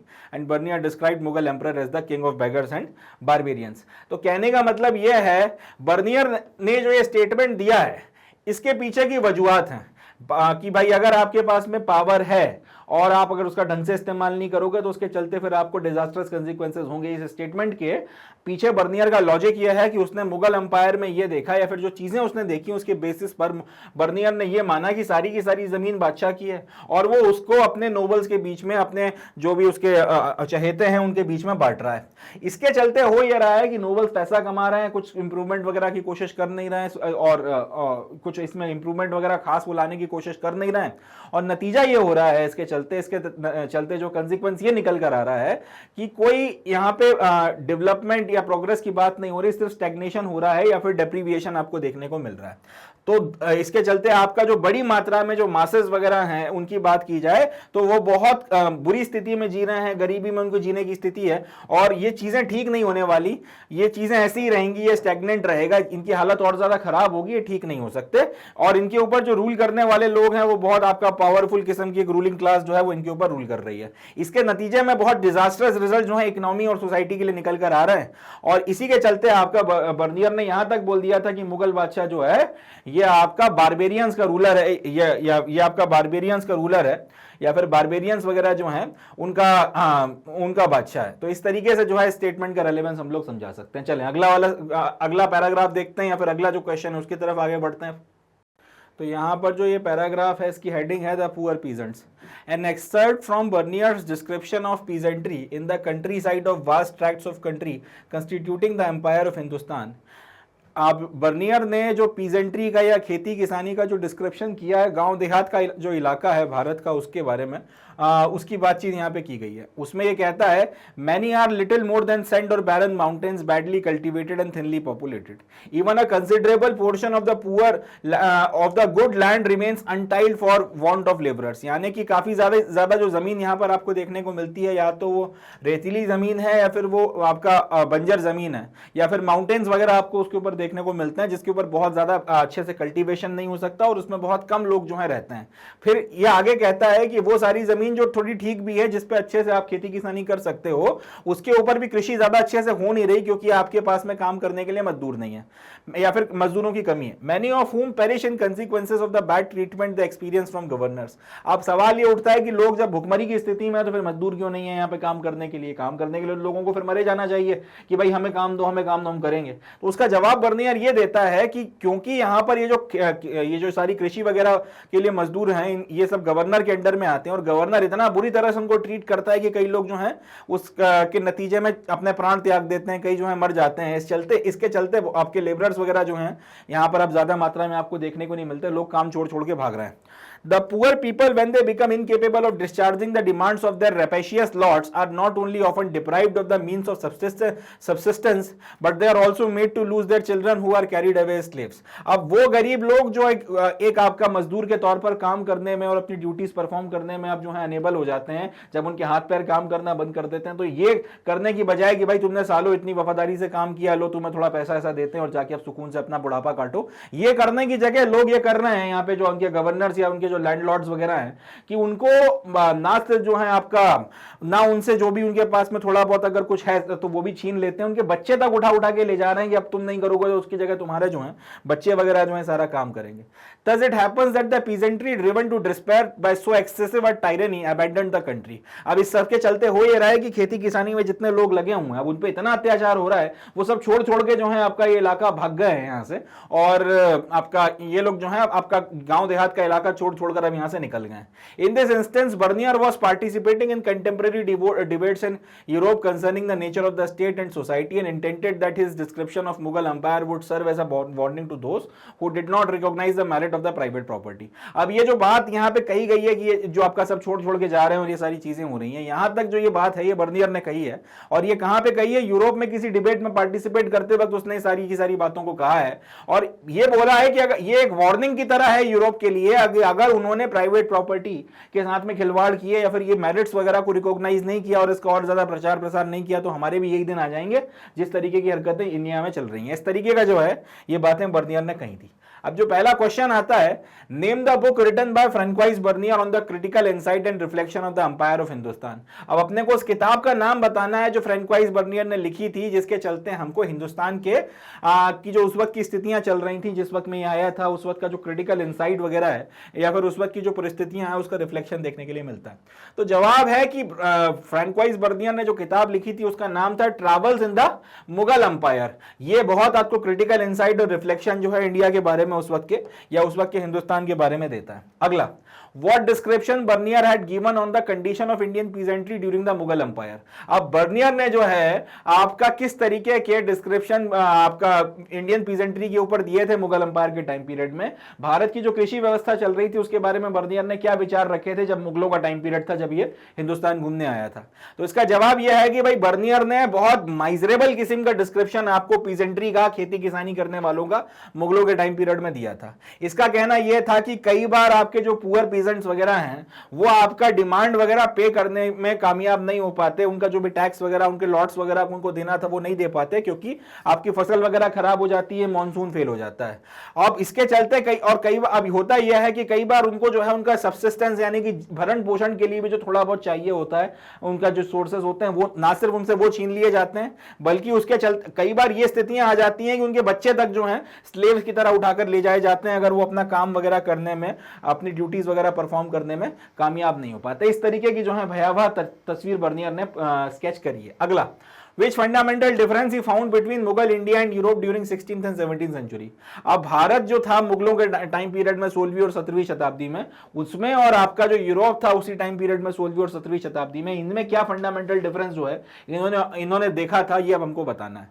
तो इसका जवाब यह है कि भाई Bernier private property का supporter था और उसका कहना यह था कि मुगलों के टाइम पीरियड पे क्योंकि आपका सारी की सारी जमीन जो है राजा के द्वारा लैंड किया, आपका बादशाह जो है उसके द्वारा ओन की जा रही है और वो उसको अपने नोबल्स के बीच में बांट रहा है। इसके चलते इस देश की इकोनॉमी और इसकी सोसाइटी के ऊपर बहुत डिजास्टर्स इफेक्ट्स आपको देखने को मिल रहे हैं और समाज जो है सामाजिक तौर पर और आर्थिक तौर पर बुरी तरह से टूट गया है। तो ये जो है इसका जवाब बनकर तैयार होता है। चलें आगे ये कहते हैं कि जो प्राइवेट प्रॉपर्टी वगैरह है ही नहीं लोगों के पास में और सारी की सारी जमीन बादशाह की है, ये बेसिक मेन डिफरेंस है मुगल इंडिया और यूरोप के बीच में। बाकी सारे डिफरेंस आप एक तरफ हटा सकते हो। इसके चलते हो ये रहा है कि हिंदुस्तान में या तो आपको बहुत कम मात्रा में जबरदस्त किस्म के अमीर लोग देखने को मिल रहे हैं या बड़ी मात्रा में एकदम गरीब किस्म के लोग देखने को मिल रहे हैं जो बिल्कुल ही भूखे नंगे हैं और जिनके पास खाने तक को नहीं है। लगभग इस तरीके की स्थितियां जो है, बीच में कहीं पर कोई मिडिल क्लास आपको देखने को नहीं मिल रही। तो इनका कहना यह था कि इस परिस्थितियों के चलते इंडिया में कोई मिडिल क्लास नहीं है या फिर मिडिल स्टेट नहीं है। हालांकि अगर आप इसको ये पूरी तरह से उस पर अपन आंख बंद करके भरोसा नहीं कर सकते। ऑन द कॉन्ट्ररी अगर मुगल ऑफिशियल्स के डॉक्यूमेंट्स वगैरह को हम लोग देखें तो उससे अपने को ये समझ में आता है कि आपका उससे मतलब अपने को ये बात क्लियर समझ में आती है कि कहीं पर भी ऐसा नहीं लिखा कि सिर्फ आपका बादशाह जो है वो सोल ओनर था लैंड का, वो सोवर्जिनिटी वगैरह का राइट क्लेम करता था, मगर ऐसा कहीं नहीं कि सारी जमीन बादशाह की और ये वो सिर्फ उसके लोगों पर रहम करके उनको रहने दे रहा है। इस तरीके की बातें अपने को मुगल डॉक्यूमेंट्स में ऐसा देखने को नहीं मिलती हैं। चलें आगे बढ़ते हैं। तो नेक्स्ट अब अपना क्वेश्चन नंबर 33, इसमें जो हेडिंग है वो है द चाइल्ड सती। अब इसमें सती के बारे में बर्नियर ने क्या डिस्क्रिप्शन दिया है वो पैराग्राफ यहाँ पे उससे पैराग्राफ बनाया गया। This is perhaps one of the most pregnant description by Bernier. अब बर्नियर ने जितने भी ये बातें कही हैं उसमें शायद ये सबसे ज़्यादा हृदय विदारक और रियलिटी के सबसे ज़्यादा करीब किस्म का डिस्क्रिप्शन आप कह सकते हैं, ये अपने को देखने को मिला है। At Lahore, I saw a most beautiful young widow sacrificed who could not, I think, have been more than 12 years of age. तो बर्नियर लिखता है कि लाहौर में मैंने एक बहुत प्यारी सी लड़की थी जो लगभग 12 साल की थी, वो यंग विडो थी यानी कि बाल विधवा थी, उसको मैंने सेक्रीफाइस होते हुए या फिर सती होते हुए देखा था। और आगे फिर ये कहते हैं the poor little creature appeared more dead than alive when she approached the dreadful pit. अब वो पिट या फिर वो आपका वो पर्टिकुलर आप चिता जिसके ऊपर अब इसको सती किया जाना है, वहां पर जब इसको लाया जा रहा था तो ये आपका जो प्राणी है जितना जिंदा था उससे ज्यादा मरा हुआ दिख रहा था, यानी कि उस बच्ची की बात हो रही है जिसको खींच कर वहां पे सती करने के लिए लेकर जाया जा रहा है। She the agony of her mind can not be described. She trembled and wept bitterly but 3 or 4 of the Brahmins assisted by an old woman who held her under the arm forced the unwilling victim towards the fatal spot। अब वो चलते चलते लड़खड़ा रही थी और बुरी तरह से रो रही थी, मगर फिर भी 2-3-4 आपके जो पुरोहित वगैरह थे उन्होंने, और आपकी एक बूढ़ी औरत थी उन्होंने उसको पकड़ के रखा हुआ था, और अनविलिंगली सही मगर उसको वो उस पर्टिकुलर चिता पर लेकर जा रहे थे जहां पर उसको सती किया जाना था। Seated her on the woods, tied her hands feet lest she should run away. तो उसको फिर उन्होंने वहां पर चिता पे बैठाया, उसके हाथ पैरों को उन्होंने बांध दिया ताकि वो वहां से भाग ना सके। And in that situation the innocent creature was burned alive, और उसके बाद में जो है उसको बेसिकली जिंदा जला दिया गया। I found it difficult to repress my feelings and to prevent their bursting forth into the clamorous and unwilling rage. अब ऐसी परिस्थिति में मैं अपनी भावनाओं को कंट्रोल कर पाने में बहुत मुश्किल पा रहा था। मुझे ऐसा लग रहा था कि कहीं मेरा गुस्सा ना फट जाए या फिर मैं अपने आंसुओं को ना रोक पाऊं। इस तरीके की जो है अपनी उसने डिस्क्रिप्शन किया। अब इस पर जो पहला क्वेश्चन बनता है, why did Bernier consider this treatment as crucial marker of the western between the western and the eastern societies. अब बर्नियर ने यहां पर जो सती होते हुए एक बच्ची को देखा, उसके बेसिस पे उसने बोला कि ये एक बेसिक डिफरेंस है, जिस तरह से हिंदुस्तानी और यूरोपियंस अपनी औरतों के बीच में जो अपनी औरतों को जो ट्रीटमेंट करते हैं उसके बीच में अगर आपको फर्क करना है तो उसका ये बेसिक डिफरेंस आपको यहां पर समझ में आता है। तो ये ऐसा बर्नियर ने क्यों बोला? इसकी वजह यह है कि बर्नियर का मानना यह था कि ये जो इनह्यूमन कस्टम था सती का, ये जिसके चलते एक महिला को जो है बेसिकली बहुत क्रूअल मैनर में मरने के लिए फोर्स किया जाता था, ये एक जनरल ट्रीटमेंट था जो उस वक्त महिलाओं को हिंदुस्तान में दिया जाता था। तो इसने उसके दिमाग पर एक बेसिक एक बहुत आप कह सकते हैं गहरा असर डाला, और उसने बोला कि ये बेसिक डिफरेंस है वेस्टर्न सोसाइटीज में और ईस्टर्न सोसाइटीज में। इंडिया को अगर आप पर्टिकुलर एग्जांपल लेके बात करें रिगार्डिंग जो वुमेन्स का ट्रीटमेंट होता है उसके रिस्पेक्ट में, वेस्टर्न सोसाइटी जो है इस तरीके के सोशल ईवल से फ्री है, मगर ईस्टर्न सोसाइटी जो है इसमें अभी भी शेमफुल सोशल ईवल को जो है फॉलो किया जा रहा है। इस तरीके से उसका कहना यह था, इसलिए महिलाओं की स्थिति यूरोप में ज्यादा अच्छी है बजाय इंडिया या फिर ईस्ट के देशों की बात की जाए तो। अगला जो क्वेश्चन है उसमें कहता है, what role did the Indian patriarchal society play towards this social evil. अब हिंदुस्तान की जो पितृसत्तात्मक सोसाइटी थी, यानी कि जो पुरुष प्रधान सोसाइटी थी, इसने कितना रोल अदा किया है सोशल इविल के या फिर ये जो आपकी सामाजिक कुरीति थी इसके बढ़ाने में, इसके प्रचार प्रसार में? तो इसका जवाब यह है कि इंडियन ऑर्थोडॉक्स पेट्रियार्कल सोसाइटी जो है उसने किसी तरीके की कोई रिस्पेक्ट या कंपैशन आपकी महिलाओं के प्रति या फिर एक इंसान की जान के प्रति नहीं दिखाई। उन्होंने इसको जो है ना सिर्फ सपोर्ट किया, बाकायदा इसको मेंटेन करने की कोशिश करी और इसको जो है गर्व के साथ में इन्होंने आगे बढ़ाया था। तीसरा, compare the conditions of the women of the era mentioned above to that of today. अब यहां पे जिस तरीके की महिलाओं का जिक्र किया गया उनसे अगर आज हिंदुस्तान की महिलाओं को कंपेयर किया जाए तो कितना डिफरेंस आपको देखने को मिलता है। तो पॉइंट यह है कि सती जो है 1829 में लॉर्ड विलियम बेंटिक के द्वारा आपका बैन किया गया था, और ये बात मैं मानता हूं कि अंग्रेजों के द्वारा किए गए जो कुछ अच्छे काम हिंदुस्तान में रहे हैं ये उनमें से एक है। तो चाइल्ड मैरिज वगैरह जो है उसके लिए इन्होंने जो कदम उठाए थे वो, दूसरा सती जो बैन करी है ये कि बहुत आप कह सकते हैं अंग्रेजों के शायद हम पर एहसान है। तो सती जो है इसको बैन किया गया था 1829 में लॉर्ड विलियम बेंटिक के द्वारा, और ये जो आपकी प्रोसेस वगैरह है इसको इलीगल डिक्लेयर किया गया, और बाकायदा इसमें यह बोला गया कि अगर किसी ने हरकत करी और पाया गया तो उसको बाकायदा क्रिमिनल कोर्ट्स के द्वारा सजा दी जाएगी। नतीजा ये निकला है कि धीरे धीरे समाज से वो कुरीति खत्म हो गई और आज की तारीख में महिलाओं की स्थिति काफी अच्छी है।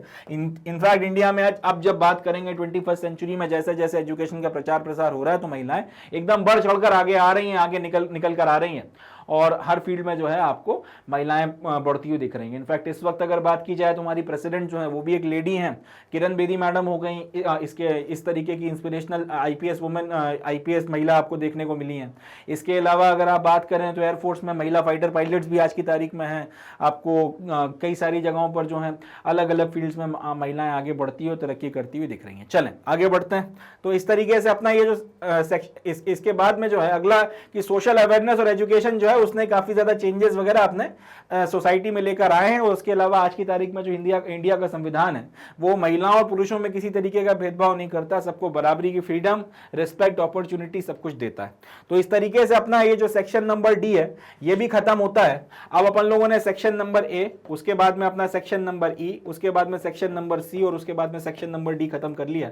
अब लास्ट जो सेक्शन है सेक्शन नंबर बी, जिसमें शॉर्ट आंसर टाइप क्वेश्चंस करना है, हम लोग अब उसकी तरफ बढ़ेंगे और उसी के साथ में हम लोग इस सैंपल पेपर को कंक्लूड कर देंगे। चले देखते हैं उसे।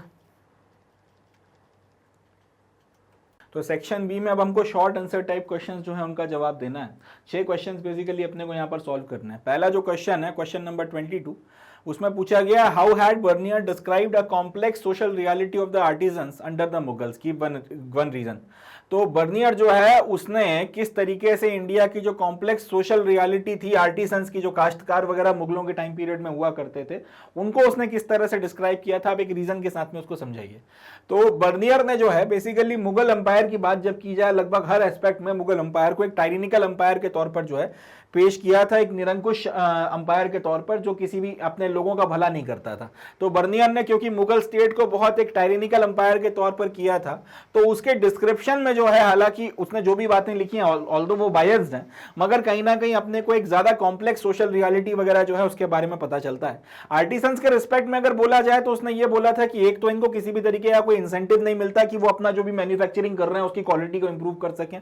दूसरी चीज ये कि जितना भी प्रॉफिट होता है उसको व्यापार बढ़ाने में लगाया जाए, उसकी जगह सारा का सारा जो प्रॉफिट है वो स्टेट खा जाता है। उसके चलते व्यापारियों के पास में, या जो व्यापारी तो नहीं, जो काश्तकार हैं उनके पास में सिर्फ इतना आता है कि वो अपना पेट पाल सकें, उससे आगे ना बढ़ सकें। नतीजतन आपकी सोसाइटी बुरी तरह से स्टैग्नेट कर गई है, यहां पे आपको कोई विकास वगैरह की उम्मीद नजर नहीं आती। पहला।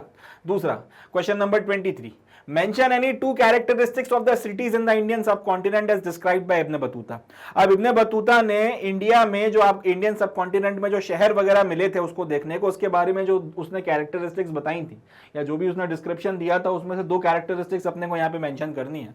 तो इब्न बतूता ने जो सब कॉन्टिनेंट के शहर वगैरह हैं इसके जो फीचर्स बताए थे, उसमें सबसे इंपॉर्टेंट दो फीचर्स हैं वो ये हैं। पहला वाला कि जितने भी शहर उसने देखे वो सारे के सारे डेंसली पॉपुलेटेड थे और प्रॉस्पेरस थे। मतलब ये नहीं कि बहुत कम लोग आपको देखने को मिलते हों, डेंस पॉपुलेशन आपको देखने को मिल रही है और प्रॉस्पेरिटी वगैरह जो है वो आपको देखने को मिल रही है, पहली चीज। दूसरा ये कि ये जो शहर वगैरह हैं यहाँ पर आपकी स्ट्रीट्स भरी हुई हैं, ब्राइट और कलरफुल किस्म के मार्केट्स आपको देखने को मिलते हैं, वाइड वैरायटी ऑफ गुड्स यहाँ पे बिक रहे हैं, और इसके अलावा जितना भी सोशल और इकोनॉमिक ट्रांजैक्शन वगैरह हो रहा है, जो कल्चरल ट्रांजैक्शन हो रहे हैं, वो सारे के सारे इन्हीं जगहों पर हुआ करते थे। ये दो इंपॉर्टेंट पॉइंट्स वगैरह जो है इब्न बतूता ने यहाँ पर देखे थे। अगला आता है question number 24, name the book written by Ibn Battuta, What was his observation about female slaves in the subcontinent? दो सवाल पूछे गए। पहला तो ये बताओ कि उस किताब का नाम क्या है जो इब्न बतूता ने लिखी थी या लिखवाई थी। दूसरा, आपने जो उसने फीमेल स्लेव्स की कंडीशन वगैरह को बताया है, जो ऑब्जर्वेशन उसका इंडियन सबकॉन्टिनेंट में फीमेल स्लेव्स की कंडीशन को लेकर है, वो चीज अब आपको एक्सप्लेन करनी है। तो इसका जो जवाब बनता है वो ये है कि इब्न बतूता ने जो किताब लिखी है उस किताब का नाम है रिहिला। कई लोग रिहाला भी पढ़ते हैं मगर उसका एक्चुअल नाम रिहिला है। अब इब्न बतूता ने फीमेल स्लेव्स जिनको इंडियन सबकॉन्टिनेंट में देखा था उनके बारे में उसका ऑब्जर्वेशन ये था, फीमेल स्लेव्स जो है वो म्यूजिक हो गया, डांस हो गया, इन सारी चीजों में एक्सेल करती हैं और ये सुल्तान की सर्विस में जनरली इंप्लॉय की जाती हैं। इसके अलावा सुल्तान अगर इनको अपने अमीर उमराओं के घर में लगाता है या फिर भेजता है तो इनका इस्तेमाल वो उनके ऊपर, अपने नोबल्स वगैरह के ऊपर जो है नजर रखने के लिए भी करता है, उनकी एक्टिविटीज वगैरह पे ध्यान भी पे जो है नजर रखवाने के लिए, या फिर यूं बोलूं कि स्लेव्स का इस्तेमाल स्पाइंग के लिए भी जो है किया जाता था। ये इब्न बतूता के दो ऑब्जर्वेशंस अपने को देखने को मिलते हैं। चलें अगला क्वेश्चन देखते हैं। तो नेक्स्ट अपना जो क्वेश्चन है क्वेश्चन नंबर 25, इसमें पूछा गया है examine the causes that made Al Biruni visit India. Al Biruni क्यों हिंदुस्तान आया था, उसके पीछे के कॉजेज वगैरह को अपने को एग्जामिन करना है। तो इस सवाल का जवाब हम लोग इस तरह से देंगे कि एक पर्टिकुलर कारण तो कोई था नहीं, कई सारे रीजंस वगैरह हुआ करते थे। तो following are the causes because that made Al Biruni visit India और because of which Al Biruni visited India. और उसके बाद में ये हेडिंग बना के हम लिखना शुरू करेंगे। पहला तो ये कि अल बरूनी जो है वो गजनी में आया था सुल्तान महमूद के ऑफ गजनी के साथ में हॉस्टेज बनकर। कहां से? उज्बेकिस्तान का जो आज का ख्वारिज्म का इलाका है वहां से। अब it was the place very developed an interest for India. अब गजनी में आने के बाद में हिंदुस्तान से व्यापारी, मर्चेंट्स या जो भी लोग आते जाते रहे होंगे यहाँ पे आके इंडिया के बारे में सुना और यहाँ से हिंदुस्तान को लेकर उसके मन में एक इंटरेस्ट डेवलप हुआ। जब उसके बाद में गजनवी के अंपायर का पार्ट पंजाब बन गया, जब अफगानों ने यहाँ पर हमला किया और पंजाब वगैरह के इलाके को जीता, और जब पंजाब जो है गजनवी के इलाके का अंपायर का पार्ट बना, उसके तब जो है अल बरूनी आपका इंडिया में आया था और पंजाब में और नॉर्थ इंडिया के इलाकों में उसने फिर उसके बाद में बहुत एक्सटेंसिवली जो है ट्रैवल किया है। शुरुआत के वक्त में उसने जो अपने जो शुरुआती साल वगैरह इंडिया में बिताए उसमें उसने काफी वक्त जो है ब्राह्मण प्रीस्ट हो गए, स्कॉलर्स हो गए, उनकी सोहबत में बिताए थे, उनकी संगत में बिताए थे, संस्कृत भाषा सीखी, रिलीजियस और फिलोसफिकल टेक्स्ट वगैरह जो हिंदुस्तान के हुआ करते थे उनको पढ़ा और इंडिया को जानने की कोशिश करी। उसने वेदों को पढ़ा था, पुराणों को पढ़ा था, भगवत गीता पढ़ी, पतंजलि का जो वर्क था उसको पढ़ा, मनुस्मृति जो है उसको पढ़ा और इसकी मदद से जो है उसने इंडियन सोसाइटी को प्रॉपरली समझने की कोशिश करी थी। इंडियन सोसाइटी वगैरह जो है उसके बारे में उसने अपनी एक समझ डेवलप करी थी। अगला जो क्वेश्चन है, question number 26, India had a unique system of communication during the 14th century, examine the statement of Ibn Battuta. अब इंडिया जो है उसके पास में कम्युनिकेशन का एक बड़ा यूनिक सिस्टम है, ऐसा इब्न बतूता ने कहा था 14th सेंचुरी में। ऐसा स्टेटमेंट जो इब्न बतूता ने दिया था या फिर अपने रिहला किताब में या बाकी वर्क वगैरह में लिखा है। अब इस स्टेटमेंट को अपने को एग्जामिन करना है, बताना है कि ये कितना सच है कितना गलत है। तो उसका जवाब यह है कि इब्न बतूता ने इंडिया में जब ये आया और रहा तो उसने कम्युनिकेशन का जो सिस्टम देखा था उसको एक तो ये अलग लगा, इस तरीके का कम्युनिकेशन सिस्टम उसे दुनिया में कहीं और देखने को मिलता नहीं था। दूसरा, वो बड़ा इंप्रेस हुआ था इसके पूरी की पूरी जो एग्जीक्यूशन थी उसकी मदद से, इसकी वजह और इसके कारण उसने इसको डिटेल में एक्सप्लेन भी किया, जहां से अपने को भी इसके बारे में पता चलता है कि उस वक्त में कम्युनिकेशन या जो पोस्टल सिस्टम था वो दो तरीके का होता था। एक पोस्टल सिस्टम होता था जिसको बोलते थे उलूक, जिसका मतलब होता था हॉर्स पोस्ट, यानी कि आप जो भी खबर या जो भी संदेशा भिजवा रहे हो या जो भी चीज भिजवा रहे हो वो घोड़े पर जाती थी। और दूसरा होता था दावा, जिसको हम लोग फुट पोस्ट बोलते हैं। अब कई लोगों को लगेगा कि आपका जो उलूक या फिर हॉर्स पोस्ट है वो फास्ट होना चाहिए। ऑन द कॉन्ट्ररी, ये फुट पोस्ट या फिर जो दावा वाला तरीका था ये ज्यादा फास्ट हुआ करता था, प्लस ज्यादा चीप होता था और ज्यादा इस्तेमाल भी यही होता था। अब उलूक जो है जनरली आपका 4-4 मील के डिस्टेंस पर स्टेशन किए जाते थे और दावा जो है उसके 3 स्टेशन 1 माइल में बनाए जाते थे, यानी कि हर 1 मील का 1/3 जो है एक आदमी दौड़ता था, उसके बाद में दूसरे को संदेश पकड़ा दिया, फिर वो 1/3 दौड़ेगा, फिर 1/3 दौड़ेगा। इस तरीके से जो है ये व्यवस्था चलती थी। उलूक में 4-4 मील आपके घोड़े दौड़ते थे और उसके बाद में जो है डाक वगैरह अपना हैंड चेंज किया करती थी। तो ये जो फुट पोस्ट है ये बहुत ज्यादा क्विकर थी, आपकी हॉर्स पोस्ट है। और कई बार ये आपका खुरासन वगैरह के जो इलाके हैं अफगानिस्तान वगैरह के, वहां से फ्रूट्स वगैरह लाने के लिए भी इस्तेमाल की जाती थी। इब्न बतूता का कहना यह था कि ये सारी चीजें चल रही थी वो सब अपनी जगह ठीक है, मगर इसकी एफिशिएंसी अपने आप में आश्चर्यजनक रूप से बहुत जबरदस्त थी। और इससे होता यह था कि मर्चेंट्स वगैरह ना सिर्फ अपनी इंफॉर्मेशन वगैरह जो है एक से दूसरी जगह भेजते थे, जो भी आपका क्रेडिट या फिर आपका जो भी डेबिट वगैरह रेमिट करना होता था वो लंबे डिस्टेंसेस तक वो सारा व्यापार इसकी मदद से हो जाता था। मगर शॉर्ट नोटिस पर अगर उनको कहीं पे गुड्स वगैरह भिजवाने हैं तो उसके लिए भी फिर इसका इस्तेमाल जो है किया जाता था और इसकी मदद से सिस्टम काफी अच्छे और एफिशिएंट तरीके से चल रहा था। ये पोस्टल सिस्टम इतना ज्यादा एफिशिएंट वगैरह हुआ करता था कि आपका जो ये पूरा का पूरा जो सिस्टम है इसमें जनरली जब आदमी ट्रैवल करता है, इस सिंध से दिल्ली पहुंचने में लगभग 50 दिन लगा करते थे उस टाइम पीरियड में। इसका कहना यह है कि पोस्टल सिस्टम इतना एफिशिएंट था कि मगर अगर स्पाइस वगैरह की बात की जाए या फिर इस सिस्टम की बात की जाए तो इसकी मदद से आपको खबर जो है आपका सिंध से दिल्ली पहुंचानी हो या दिल्ली से सिंध पहुंचानी हो उसमें मैक्स टू मैक्स 5 दिन लगते थे, इससे ज्यादा नहीं। यानी कि 10 गुना ज्यादा एफिशिएंसी के साथ में ये सिस्टम काम किया करता था नॉर्मल, अगर आप ट्रैवलिंग वगैरह देखोगे उसकी मदद से। तो इससे होता यह था कि आपका जो अंपायर है उसके ऊपर एक स्ट्रिक्ट नजर रखने में भी जो है मदद मिलती थी एम्परर को, और इसकी मदद से वो आपका जो है ठीक तरीके से इंडिया को रूल कर पा रहा था। चलें अगला क्वेश्चन देखते हैं, क्वेश्चन नंबर 27।